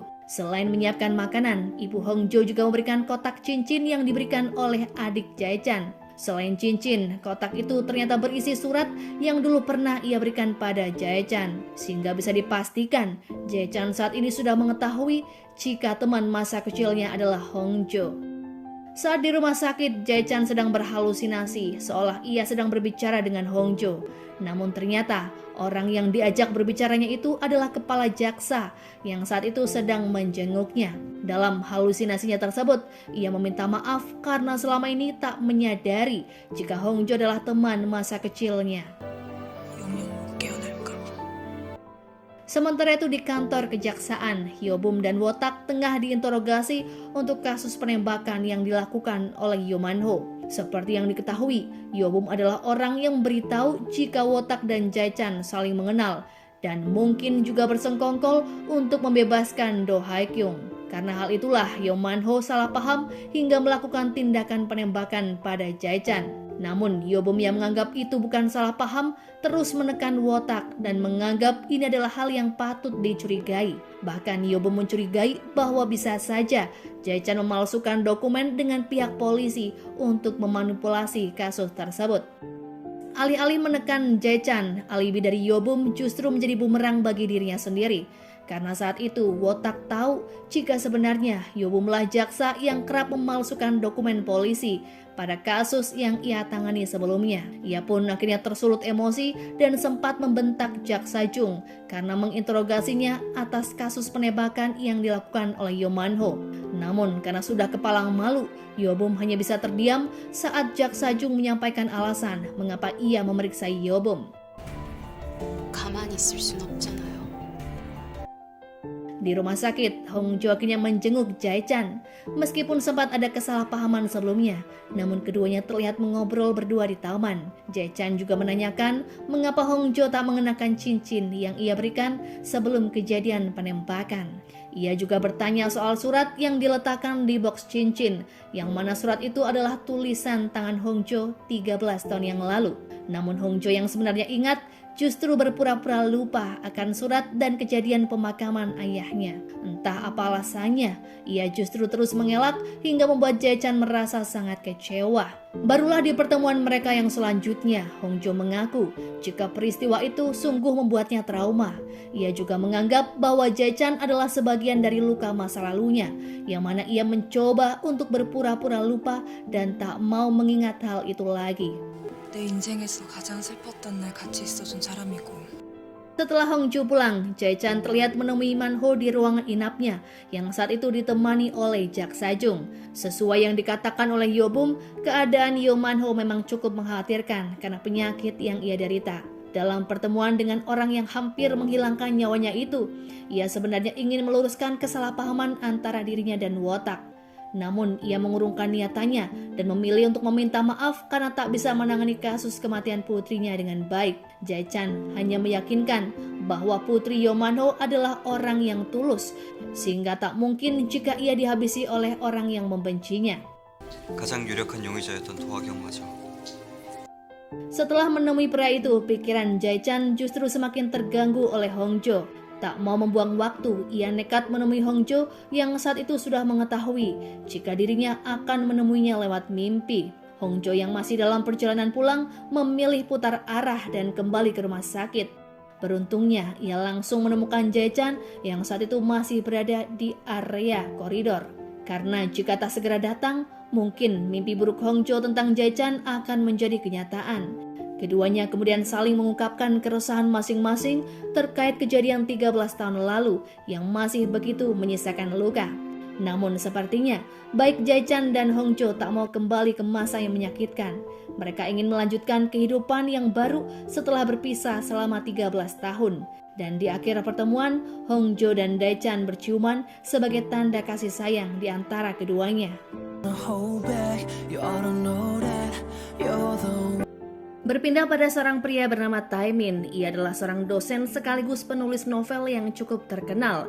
Kebetulan Taemin baru saja meluncurkan karya terbarunya. Sayangnya ia terseret sebuah skandal pembunuhan di mana korbannya adalah anak didiknya sendiri bernama Lee Hwan. Taemin kemudian meminta bantuan Yobum untuk mencari perlindungan. Dengan dalih ingin menerbitkan novel, Taemin menceritakan kejadian yang sebenarnya, di mana sebelum peristiwa itu, Lee Hwan membeberkan fakta tentang perilaku sang dosen. Di depan awak media termasuk Hongju, Lee Hwan mengaku kerap mendapatkan penindasan dari dosennya itu. Taemin yang tak terima dengan fakta tersebut langsung menghajar Lee Hwan setelah acara peluncuran buku usai. Ia yang gelap mata tega mencekik Lee Hwan sampai membuatnya terjatuh ke bawah lift dan mengalami koma. Saat kejadian, sebenarnya ada saksi yang melihat kejahatan dari Taemin. Namun saat dicari, ia hanya menemukan topi sekolah dan mengira jika saksinya adalah seorang anak-anak. Untuk menutupi semua kebusukannya, Taemin memanipulasi fakta dan mengaku jika mahasiswanya itu jatuh karena mabuk miras. Sehingga media dan pihak kepolisian menganggap kasus tersebut sebagai peristiwa kecelakaan. Sementara itu, Jae-chan akhirnya diperbolehkan pulang setelah dirawat selama beberapa hari. Sesuai dengan kesepakatan, ia akan tinggal untuk sementara waktu di rumah Hongju. Sepertinya ibu Hongju kurang suka jika Jae-chan menginap di sana. Ia bahkan hanya mengizinkan pria itu untuk bermalam 2 hari. Setelah mengobrol, keduanya secara tegas melarang Hongju untuk berhubungan dekat dengan Jae-chan. Hal ini rupanya terkait dengan masa lalu keduanya 13 tahun silam. 그거 알고 만나니까 더 정이 깊어지고 그래? Di rumah sakit, dokter menyampaikan kabar pada ayah Lee Hwan jika putranya sudah terdaftar dalam program pendonoran organ. Namun dengan keadaan putranya yang sudah kritis, dokter meminta ayah Hwan untuk membuat keputusan kapan donor organ akan dilakukan. Pria tersebut meminta waktu sampai lusa, di mana itu adalah hari ulang tahun Lee Hwan. Di tempat yang sama, Ibu Chan-wo bahagia karena putranya akan mendapatkan donor ginjal dari Lee Hwan. Chan-wo dan Lee Hwan sebenarnya sudah bertemu di rumah sakit yang sama sebelumnya. Saat itu Lee Hwan mengaku jika ia baru saja mendapat kekerasan dari dosennya yang tak lain adalah Taemin. 이 정도면 완전 상해죄인데? 내가 신고할까요? Sementara itu, Wotak bermimpi jika Jae-chan akan menangani persidangan terkait kasus pembunuhan yang dilakukan oleh Taemin. Namun, ia sepertinya akan kalah dari Yobum hingga harus mengundurkan diri sebagai jaksa. Tak jauh berbeda dengan Wotak, Hongjo juga bermimpi buruk tentang Jae-chan, di mana dalam mimpinya ia melihat Jae-chan sangat disalahkan oleh keluarga calon penerima donor karena mereka gagal menerima donor tersebut. Hongjo kemudian menceritakan mimpinya pada Jae-chan saat mereka pergi bersama. Persis seperti mimpi yang dialami oleh Wotak, Jae-chan akan menangani kasus kecelakaan yang dialami oleh mahasiswa bernama Lee Hwan. Namun setelah diselidiki, kejadian itu bukan murni kecelakaan, melainkan percobaan pembunuhan yang dilakukan oleh dosennya sendiri. Karena merasa ada yang janggal, Jae-chan kemudian melakukan otopsi untuk menangkap si pelaku. Namun sayang, Lee Hwan sudah terdaftar dalam program donor, sehingga jika otopsi tetap dilakukan, maka calon penerima organ akan dinyatakan tewas. Sementara jika tak melakukan otopsi, ia mungkin bisa menyelamatkan orang lain, namun tak bisa menangkap pelaku pembunuhan. Akibat dari semua itu, pada akhirnya ia akan mengundurkan diri sebagai jaksa. Mendengar penjelasan dari Hongju, ia memutuskan untuk menghindari kasus tersebut. Jae-chan lebih memilih untuk pergi ke pantai bersama Hongju, meskipun pada akhirnya ia membatalkan rencana dan memilih untuk tetap bekerja. Di lain tempat, Taemin berniat mencari anak kecil yang melihatnya tengah mencelakai Lee Hwan. Si anak yang mengetahui bahwa Taemin adalah seorang pembunuh memilih lari ketakutan. Beruntungnya, saat itu ada polisi yang menyelamatkan dan Taemin langsung digelandang ke kantor polisi. Wotak yang saat itu juga ada di TKP langsung memberitahu Jae-chan jika ia sudah menangkap pelaku pembunuhan Lee Hwan. Jae-chan kemudian meminta Wotak untuk menceritakan detail kasusnya, sementara ia akan melakukan proses identifikasi terhadap korban. Dan sesuai dengan mimpi Hongju, ia menemukan fakta lain di mana ada luka cekikan di leher Lee Hwan, sehingga bisa dipastikan bahwa mahasiswa itu sempat mengalami kekerasan sebelum terjatuh dari atas lift. Di lain tempat, Ibu Chanwoo harus kembali menelan kekecewaan karena putranya gagal menerima transplantasi ginjal. Hal ini disebabkan oleh keputusan Jae-chan yang akan melakukan otopsi terhadap Lee Hwan. Namun, ia yang tadinya kecewa memilih untuk menyetujui keputusan itu. Baginya, mengungkap kasus Lee Hwan jauh lebih penting ketimbang ia harus egois untuk menyelamatkan nyawa putranya sendiri. 승인하면 안 된다고 생각합니다. Sementara bagi Jae-chan, keputusan untuk tidak melakukan otopsi sebenarnya sama-sama merugikan. Sehingga dengan berani, ia ingin menjadikan proses otopsi berbarengan dengan transplantasi organ. Jika metode ini berhasil, maka ia tetap bisa menangkap pelaku, sementara nyawa lain bisa diselamatkan. Jae-chan rupanya mengambil keputusan ini sesuai dengan saran Hongjo yang tak rela jika Jae-chan mengundurkan diri sebagai jaksa. Meskipun sebenarnya berat bagi Nyonya Song karena anaknya tak bisa secepatnya mendapatkan donor, namun di lain sisi, berkat mimpi Hongju dan Wotak, Jae-chan sudah mempersiapkan segala hal. Ia mengusulkan kepada atasannya untuk melakukan otopsi sekaligus pendonoran di waktu yang bersamaan. 근데 그 드문 케이스가 이번 케이스하고 상당히 유사합니다. Di tengah rasa bimbang yang melanda, Jae-chan kini bersama dengan Hongju di sebuah taman. Hongju berusaha menyemangati Jae-chan dengan berkata jika ia kembali bermimpi manakala Jae-chan akan memenangkan persidangan. Padahal sebenarnya semua yang diucapkan Hongju adalah kebohongan. Mendengar hal tersebut membuat Jae-chan kembali bersemangat. 그 범인 감옥에 집어넣어. 진짜? Kembali pada Nyonya Song yang masih merasakan kesedihan karena anaknya gagal mendapatkan donor. Namun kini ia bisa kembali bahagia karena Jae-chan telah memberikan persetujuan pendonoran. Setelah operasi dilakukan, Jae-chan berjanji pada ayah korban jika dirinya akan mengungkap sekaligus memberikan hukuman berat bagi si pelaku yang telah menghabisi anaknya. Sementara Yobum terlihat meyakinkan Taemin jika dirinya sudah mengetahui rencana Jae-chan yang akan menuntutnya dengan tuduhan pembunuhan berencana. Dan jika tak bisa dibuktikan, maka secara otomatis Taemin bisa terbebas dari semua tuduhan. 작가님은 살인범 맞고 Singkat cerita, sidang pun dimulai. Jae-chan dengan semua bukti yang ia kumpulkan meminta hakim untuk menjatuhkan hukuman pada Taemin. Namun Yobum membantah semua tuduhan yang dilayangkan Jae-chan pada kliennya. Untuk memperkuat dugaan jika Taemin benar-benar bersalah, Jae-chan bahkan menghadirkan saksi kunci. Namun Yobum menolak saksi tersebut karena merupakan seorang anak kecil yang keterangannya mungkin saja tidak konsisten. Hingga akhirnya Jae-chan teringat ucapan Wotak yang pernah mengajarinya untuk cara berkomunikasi dengan anak kecil. Hingga Jae-chan bisa mendapatkan keterangan yang sebenarnya dari saksi tersebut. Suatu hari Jae-chan yang akan berangkat bekerja mendengar pembicaraan Hongju dengan ibunya, yang mana ternyata alasan ibu Hongju bersikap cuek pada Jae-chan karena wanita itu takut apabila Hongju kehilangan Jae-chan, maka Hongju akan menyalahkan dirinya sendiri, sama saat dulu ia kehilangan sang ayah. Namun kali ini Hongju berkata bahwa dirinya baik-baik saja dan tak akan menyalahkan lagi dirinya seperti masa lalu. Ia juga meminta pada ibunya untuk tak lagi bersikap cuek pada Jae-chan karena ia adalah pria yang sangat ia cintai. Mendengar hal itu, Jae-chan langsung merasa bahagia dengan ketulusan Hongju yang ternyata mencintainya sepenuh hati. 내가 떼찌떼찌했거든. Singkat cerita, sidang kedua pun dilanjutkan, yang mana kali ini adalah agenda mendengarkan kesaksian dari bocil. Awalnya, saksi yang masih bocil itu terlihat ketakutan yang membuat Jae-chan kesulitan untuk mendapatkan keterangan yang sebenarnya. Namun dengan kemampuan yang telah diajarkan oleh Wotak pada Jae-chan, ia lantas membujuk bocil dengan penuh keceriaan. 난 산타 할아버지 친구예요. Hingga akhirnya, saksi bocil itu pun mau memberikan keterangan tentang kejadian yang dilakukan oleh Taemin kepada si korban. Tentunya, kesaksian dari bocil itu semakin memberatkan tuntutan bagi Taemin.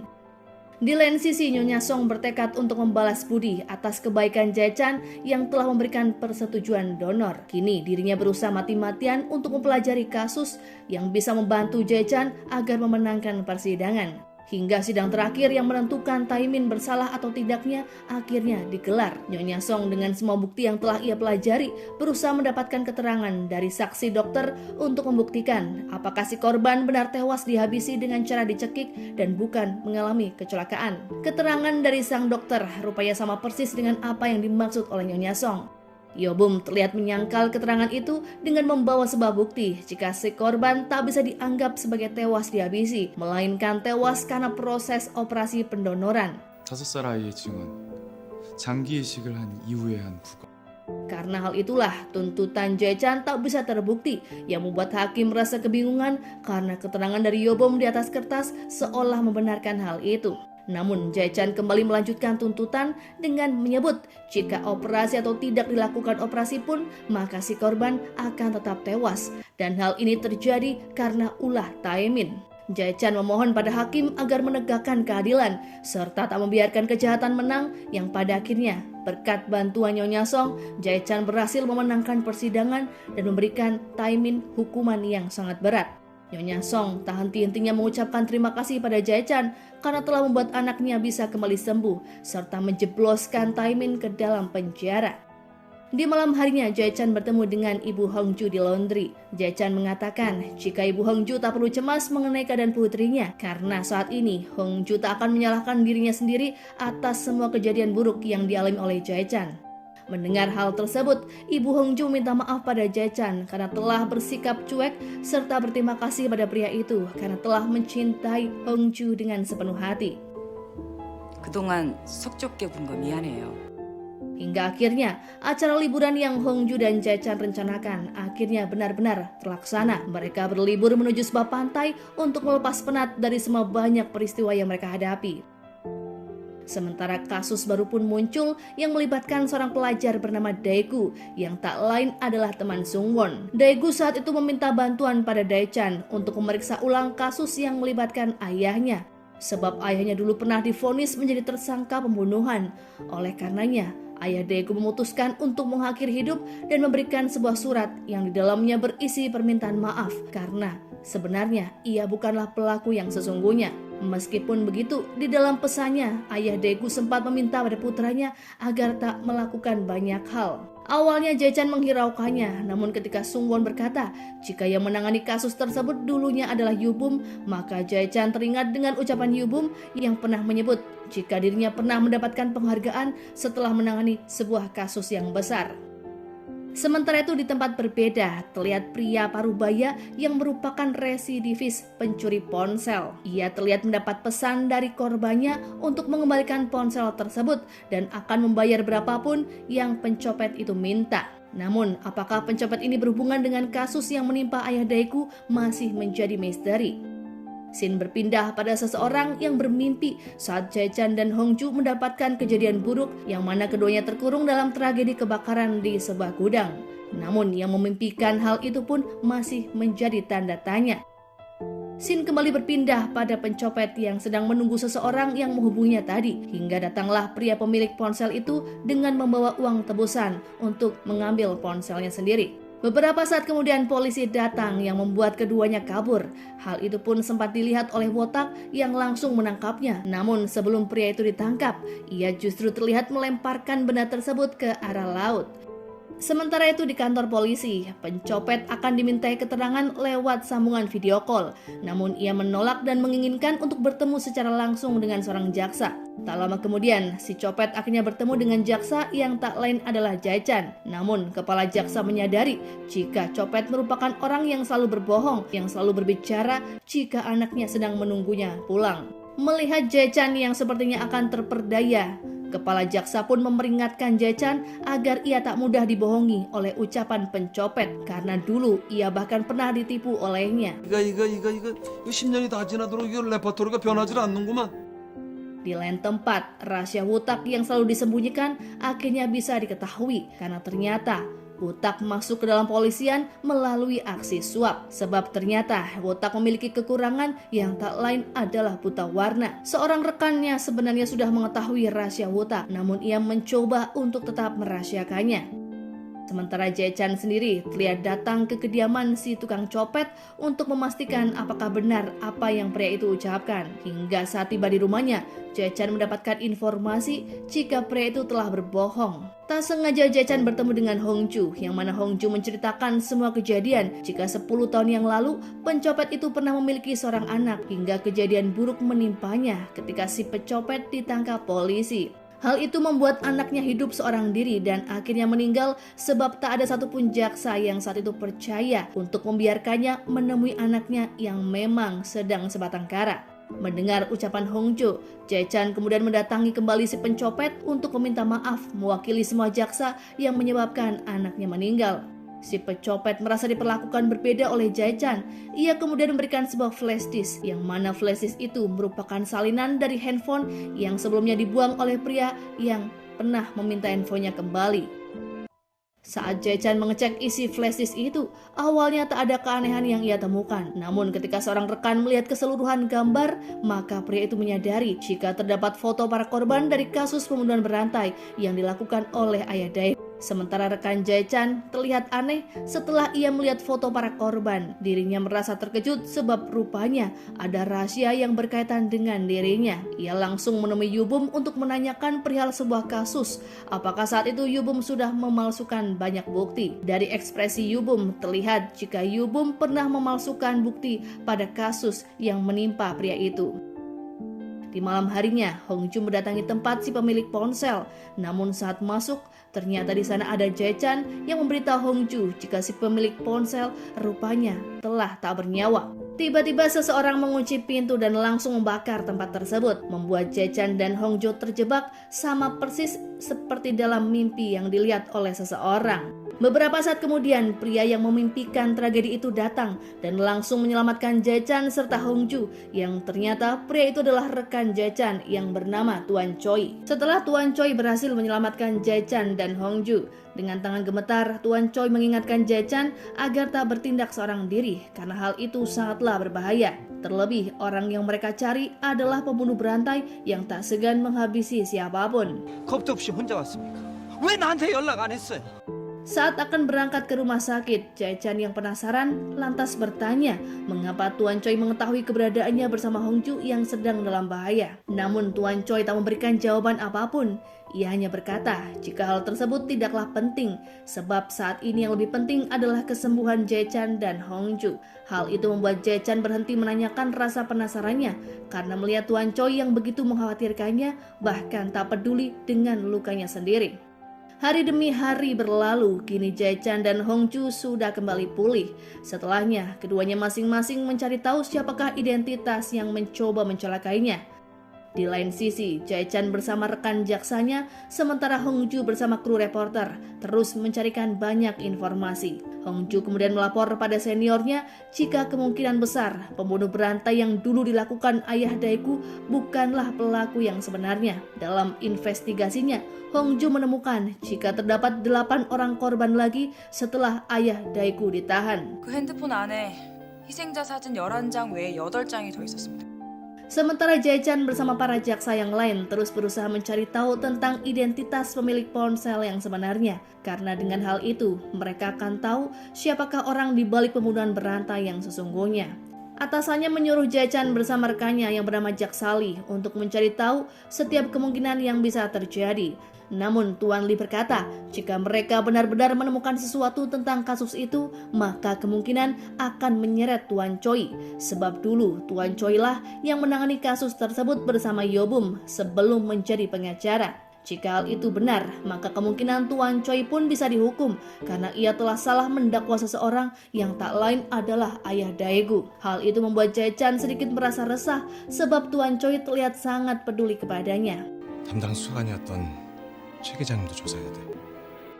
Ketika makan bersama di rumah Hongju, Jae-chan mendiskusikan mengenai Tuan Choi pada Hongju dan Wotak. Namun di sana, Wotak merasa curiga kepada Tuan Choi yang bisa mengetahui bahwa di malam saat terjadi kebakaran, Tuan Choi bisa langsung datang tepat waktu, seolah ia sudah mengetahui apa yang akan terjadi. Namun Jae-chan yang melihat ketulusan Tuan Choi pada insiden itu langsung membantah tuduhan Wotak. Ia bahkan tak segan membela Tuan Choi. Di waktu yang bersamaan, Hongju ternyata memiliki perasaan curiga kepada Tuan Choi. Hal itu membuat Jae-chan menjadi bingung antara ia harus percaya pada Tuan Choi, namun di lain sisi, Tuan Choi memang benar-benar mencurigakan. Di lain tempat, Yubu mendapatkan teror dari seseorang yang seolah sudah mengetahui keberadaannya. Hal itu pun membuat Yubu bertanya-tanya siapakah orang yang sedang menterornya. Hongju yang sedang berbelanja di minimarket tak sengaja bertemu dengan Daegu. Pria itu langsung mengenali Hongju sebagai reporter yang dulu sangat lantang mewawancari ayahnya. Akibat wawancara yang dilakukan oleh Hongju membuat keluarga Daegu mendapatkan teror serta ancaman. Mereka bahkan dibenci oleh masyarakat yang menyalahkan ayahnya sebagai tersangka. Mendengar hal itu, Hongju langsung ketakutan saat melihat Daegu yang seolah menyimpan dendam kepadanya. Beruntungnya saat itu Jae-chan datang dan melindunginya. Ia menyampaikan sesuatu pada Daegu bahwa dirinya dan Hongju akan kembali mengusut kasus pembunuhan berantai yang melibatkan ayah Daegu. Jae-chan memohon pada Daegu agar tak menyalahkan Hongju. Mendengar hal itu pun Daegu langsung tenang dan meneteskan air mata karena kemungkinan nama baik keluarganya bisa kembali dipulihkan. 감사합니다. 정말 감사합니다. Saat di perjalanan, Hongju berterima kasih pada Jae-chan karena saat tadi ia berdua bersama Daegu, perasaan takut dialaminya. Ia merasa bersalah setelah membuat ayah Daegu menjadi seorang tersangka dan karenanya keluarganya juga dikucilkan. Keesokan harinya, Yubum kembali mendapatkan pesan misterius dari orang yang sama. Bahkan kali ini, si peneror memberikan sedikit kode tentang dosa yang telah dilakukan oleh Yubum. Hal itu membuat Yubum ketakutan hingga ia merasa panik saat seorang resepsionis berkata jika ada tamu yang menunggu di ruangannya. Dengan rasa penasaran, Yubum kemudian melihat siapakah tamu yang sedang menunggunya. Namun ternyata itu adalah Hongju yang datang untuk meminta keterangan terkait Yubum yang dulunya menangani kasus ayah Daegu. Entah informasi dari mana, Hongju bahkan bisa mengetahui jika kemungkinan Yubum memakai bukti palsu untuk bisa menjerat ayah Daegu. Tak diduga, saat itu Daegu juga berada di tempat yang sama. Ia lantas mendengar ucapan Hongju yang terlihat memojokkan Yubum dan membela ayahnya. Hal itu membuat Daegu merasa bersalah karena pernah berprasangka buruk terhadap Hongju. 보도국에서 명의석 사건 전담팀 만들어서 취재 시작했거든. Sementara itu di kantor kejaksaan, Jae-chan masih penasaran mengapa dulu Tuan Choi bisa salah mendakwa seseorang. Ia kemudian menanyakan hal itu pada Tuan Lee tentang adanya kemungkinan seorang jaksa yang bisa memanipulasi bukti. Saat itu Tuan Lee sebenarnya menyadari sesuatu, namun karena hal tersebut melibatkan Tuan Choi, maka ia pun tak bisa mengatakan apa-apa pada Jae-chan. Di tengah rasa gelisahnya setelah Hongju menyudutkannya dengan kemungkinan yang terjadi di masa lalu, Ho Yubum kembali mendapatkan pesan dari si peneror yang kali ini mengajaknya untuk bertemu. Kembali pada Jae-chan yang saat itu ia hanya berdua saja bersama Tuan Choi. Jae-chan rupanya masih penasaran mengapa Tuan Choi bisa menyelamatkannya saat dirinya dan Hongju nyaris terbakar. Namun Tuan Choi hanya menjawab dengan candaan jika dirinya memiliki kemampuan telepati yang bisa mengetahui apa yang akan terjadi. Hal itu pun membuat Jae-chan semakin dibuat pusing dengan sosok Tuan Choi. 그냥 찍었죠. Di lain sisi, Hongju terlihat mendatangi Wotak. Namun, ia justru menemukan sebuah fakta jika Wotak ternyata tak bisa membedakan warna alias buta warna. Namun, karena rasa cintanya sebagai seorang sahabat, Hongju berpura-pura tak mengetahui hal itu dan lebih fokus untuk mencari tahu tentang si pria yang pernah tertangkap tangan saat berusaha melemparkan ponsel. Di sana, Wotak menjelaskan pada Hongju jika pria tersebut sangatlah aneh karena ia memiliki tas milik seorang perempuan. Setelah mendatangi berbagai SPBU, rekan Jae-chan akhirnya menemukan sesuatu yang ia cari, yang tak lain adalah orang yang pernah membeli bensin dengan jerigen pada malam kejadian pembakaran. Di sana, rekan Jae-chan menemukan sebuah fakta baru jika bukan pria yang membeli bensin tersebut, melainkan seorang wanita, dan hal itu ternyata memang benar adanya. Karena orang yang menteror dan sekarang mendatanginya adalah seorang wanita. 잃을 게 많은 사람이라던데. Hal itu membuat Yubum sangat terkejut karena tiba-tiba ia didatangi oleh seorang wanita yang mengatakan tujuannya jika dirinya ingin mendapatkan bantuan dari Yubum yang telah melakukan pembunuhan terhadap 20 orang lebih. Hal itu membuat Yubum tak menyangka sebab ia menyadari jika kali ini sedang berhadapan langsung dengan seorang psikopat. Yubum tak bisa menolak keinginan wanita itu sebab wanita tersebut mengetahui jika dulunya Yubum salah mendakwa seseorang dalam kasus pembunuhan. Saat itu Yubum bertanya mengapa wanita itu tega melakukan hal yang sangat nekat. Wanita itu lantas menceritakan jika dulunya ia pernah terkena suatu penyakit dan sering diremehkan oleh pasien lain hingga membuatnya menyimpan kedendaman. Mendengar hal itu, Yubum semakin frustasi karena ia merasa tak mungkin bisa membuat wanita ini lolos begitu saja. Namun, psikopat ini menyebut jika dirinya dipenjara, maka Yubum akan ikut terseret. Yubum langsung keluar untuk mencari solusi bagaimana masalah yang ia hadapi ini bisa selesai. Hingga terbesit sebuah rencana busuk Yubum yang mana saat itu ia memerintahkan pada psikopat untuk menghabisi Hongju karena gadis itu telah mengetahui rahasia dirinya yang banyak memalsukan barang bukti. Sementara berkat bantuan seniornya, Hongju berhasil mendapatkan identitas psikopat yang bernama Ha Ju-won. Wanita itu diketahui adalah pasien satu kamar dengan para korban-korbannya. 피해자로 분류가 됐었더라고요. Sementara itu di kantor kejaksaan, Jae-chan sudah mendapatkan informasi tentang psikopat. Mengapa pria ini nekat bertindak lagi setelah melakukan tindak kriminal sekian lama. Merasa ada sesuatu yang janggal, Jae-chan pun mencari berkas tentang kasus itu. Namun di sana, Jae-chan malah mendapatkan informasi tentang Tuan Choi yang membuatnya sangat terkejut. Karena ternyata Tuan Choi sebelum menjadi jaksa adalah seorang polisi yang bertugas di kantor polisi yang sama dengan ayahnya. Saat ingin menanyakan hal itu secara langsung, Tuan Choi sudah mengundurkan diri dan hanya memberikan surat kepada Jae-chan yang menyatakan jika dirinya tak tahu bukti yang membuat ayah Daegu menjadi tersangka. Tuan Choi meminta pada Jae-chan untuk mengungkap kasus itu tanpa ragu, meski pada akhirnya harus membuat Tuan Choi ikut terlibat. 조작 안 했습니다. 아마 이호범 변호사도. Di lain sisi, Yubum terlihat menelpon Hongju untuk datang ke kantornya. Beberapa saat kemudian, Hongju datang dan langsung meminum teh yang telah diberi obat tidur oleh Yubum. Hingga setelahnya, psikopat Ha Ju-won pun datang untuk menghabisi Hongju. Di waktu yang bersamaan, Jae-chan yang ketiduran kemudian terbangun karena memimpikan hal buruk akan menimpa Hongju. Ia kemudian mencoba menelpon Hongju, namun teleponnya tak diangkat. Merasa Hongju dalam bahaya, Jae-chan kemudian menelpon Wotak untuk segera datang ke kantor Yubum, sebab Hongju sepertinya berada di tempat tersebut. Dugaannya pun benar, terlihat Hongju tengah dibawa oleh Yubum ke sebuah taman untuk memudahkan psikopat mengeksekusinya. Hingga setelahnya, psikopat itu melakukan aksinya dengan menyuntikkan obat yang biasa ia pakai untuk mengeksekusi para korban. Beberapa saat kemudian, Wotak telah tiba di gedung tempat Hongju berada. Ia segera mencari keberadaan gadis itu yang kini sedang berada di atas gedung.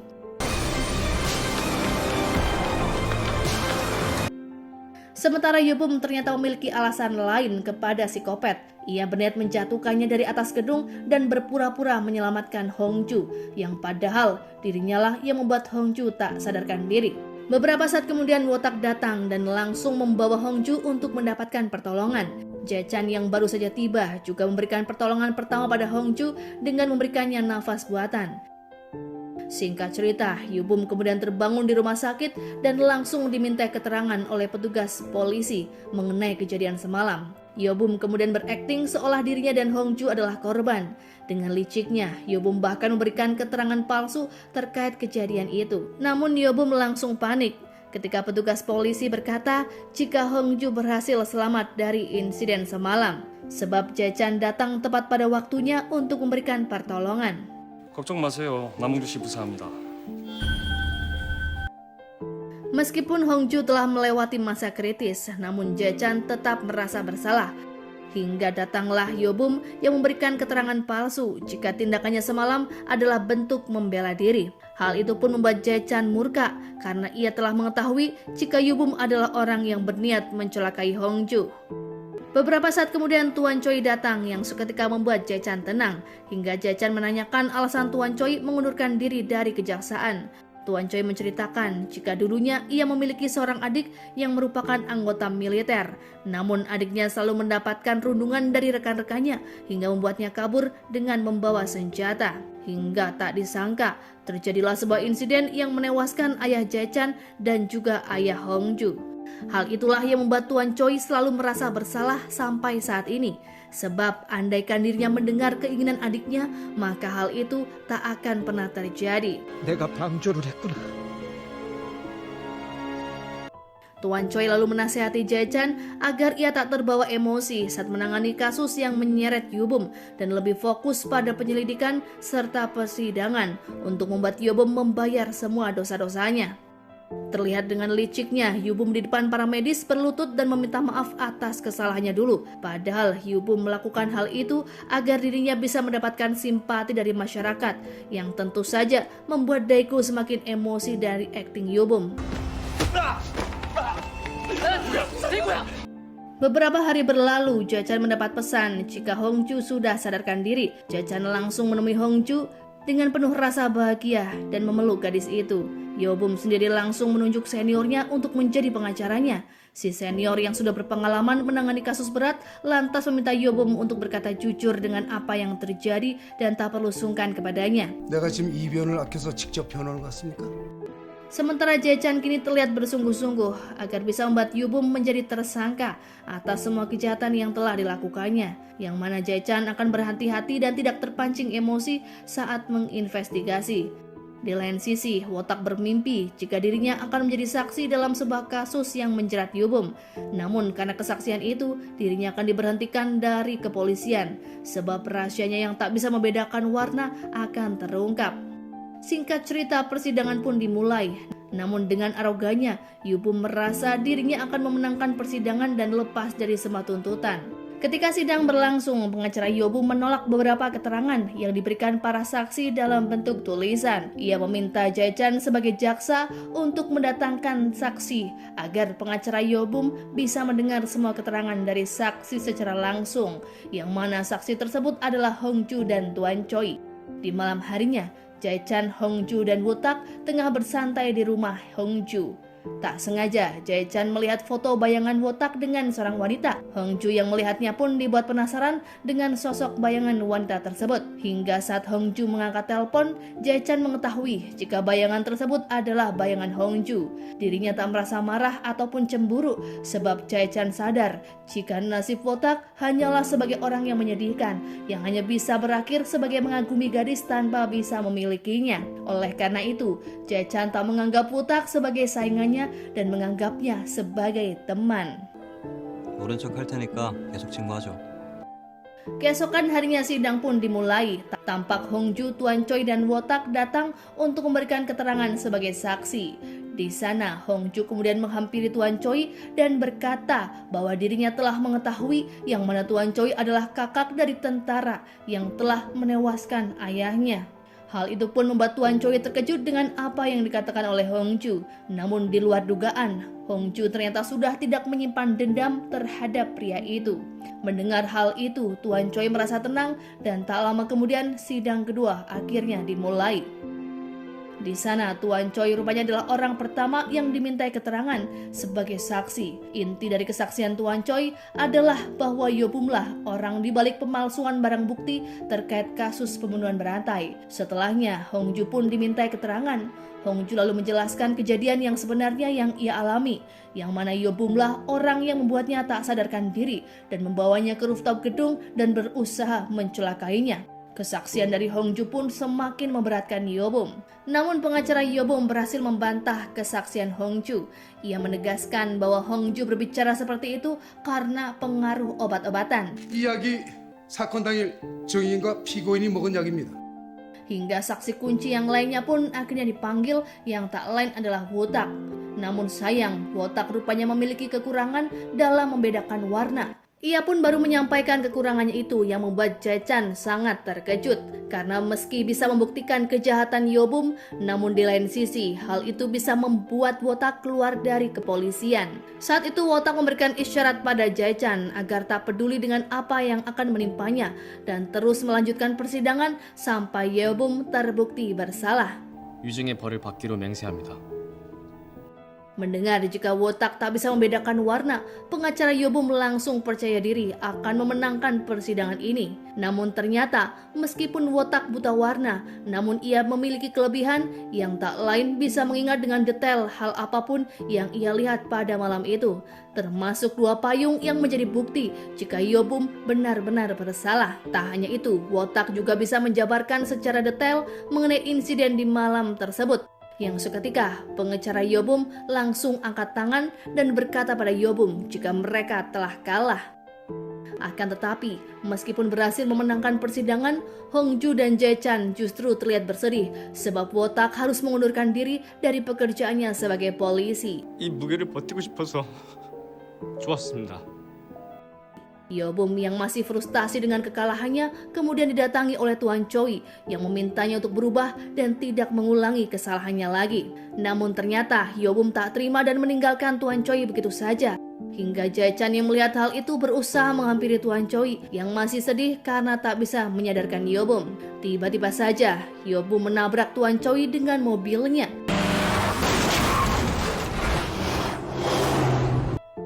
Melihat hal itu, Jae-chan berusaha menolong Tuan Choi yang terlihat sekarat hingga Tuan Choi mengungkapkan jika dirinya sebenarnya telah memimpikan hal ini akan terjadi. Seperti saat Jae-chan bersama Hongju yang terjebak dalam kebakaran di dalam sebuah gedung. Singkat cerita, Tuan Choi menghembuskan nafas terakhir di pangkuan Jae-chan. Jae-chan terlihat terpuruk sebab ia merasa selalu mengabaikan Tuan Choi.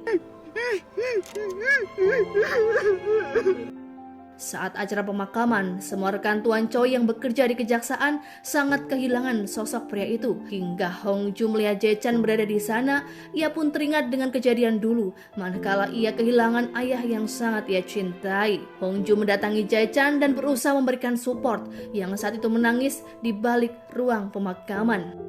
Hari-hari pun berlalu, kesedihan yang terus dirasakan oleh Hongju bersama Jae-chan perlahan mulai hilang. Keduanya pun berniat untuk membuka lembaran baru. Meskipun kini di meja makan tempat biasa mereka sarapan tak nampak sosok Wotak. Wotak sendiri masih menenangkan diri karena ia harus keluar dari kepolisian. Hongju berkata pada Jae-chan agar ia menemui Wotak sebab ia melihat Wotak dalam mimpinya yang mana Wotak kembali bersekolah di bidang hukum. 지금부터 몇 년간 버는 돈 없이 공부만 해야 되니까.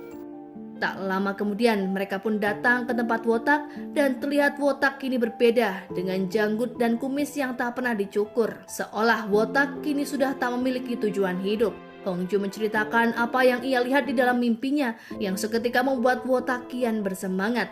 Singkat cerita, waktu pun terus berlalu. Kini terlihat rambut Hongju sudah kembali panjang. Bahkan Hongju terlihat lebih bahagia sebab mimpinya tak lagi memperlihatkan kejadian buruk. Sementara Wotak kini berhasil menyelesaikan sekolah dalam bidang hukumnya. Sementara Jae-chan berhasil meraih mimpinya yang menjadi jaksa paling terkenal di Seoul.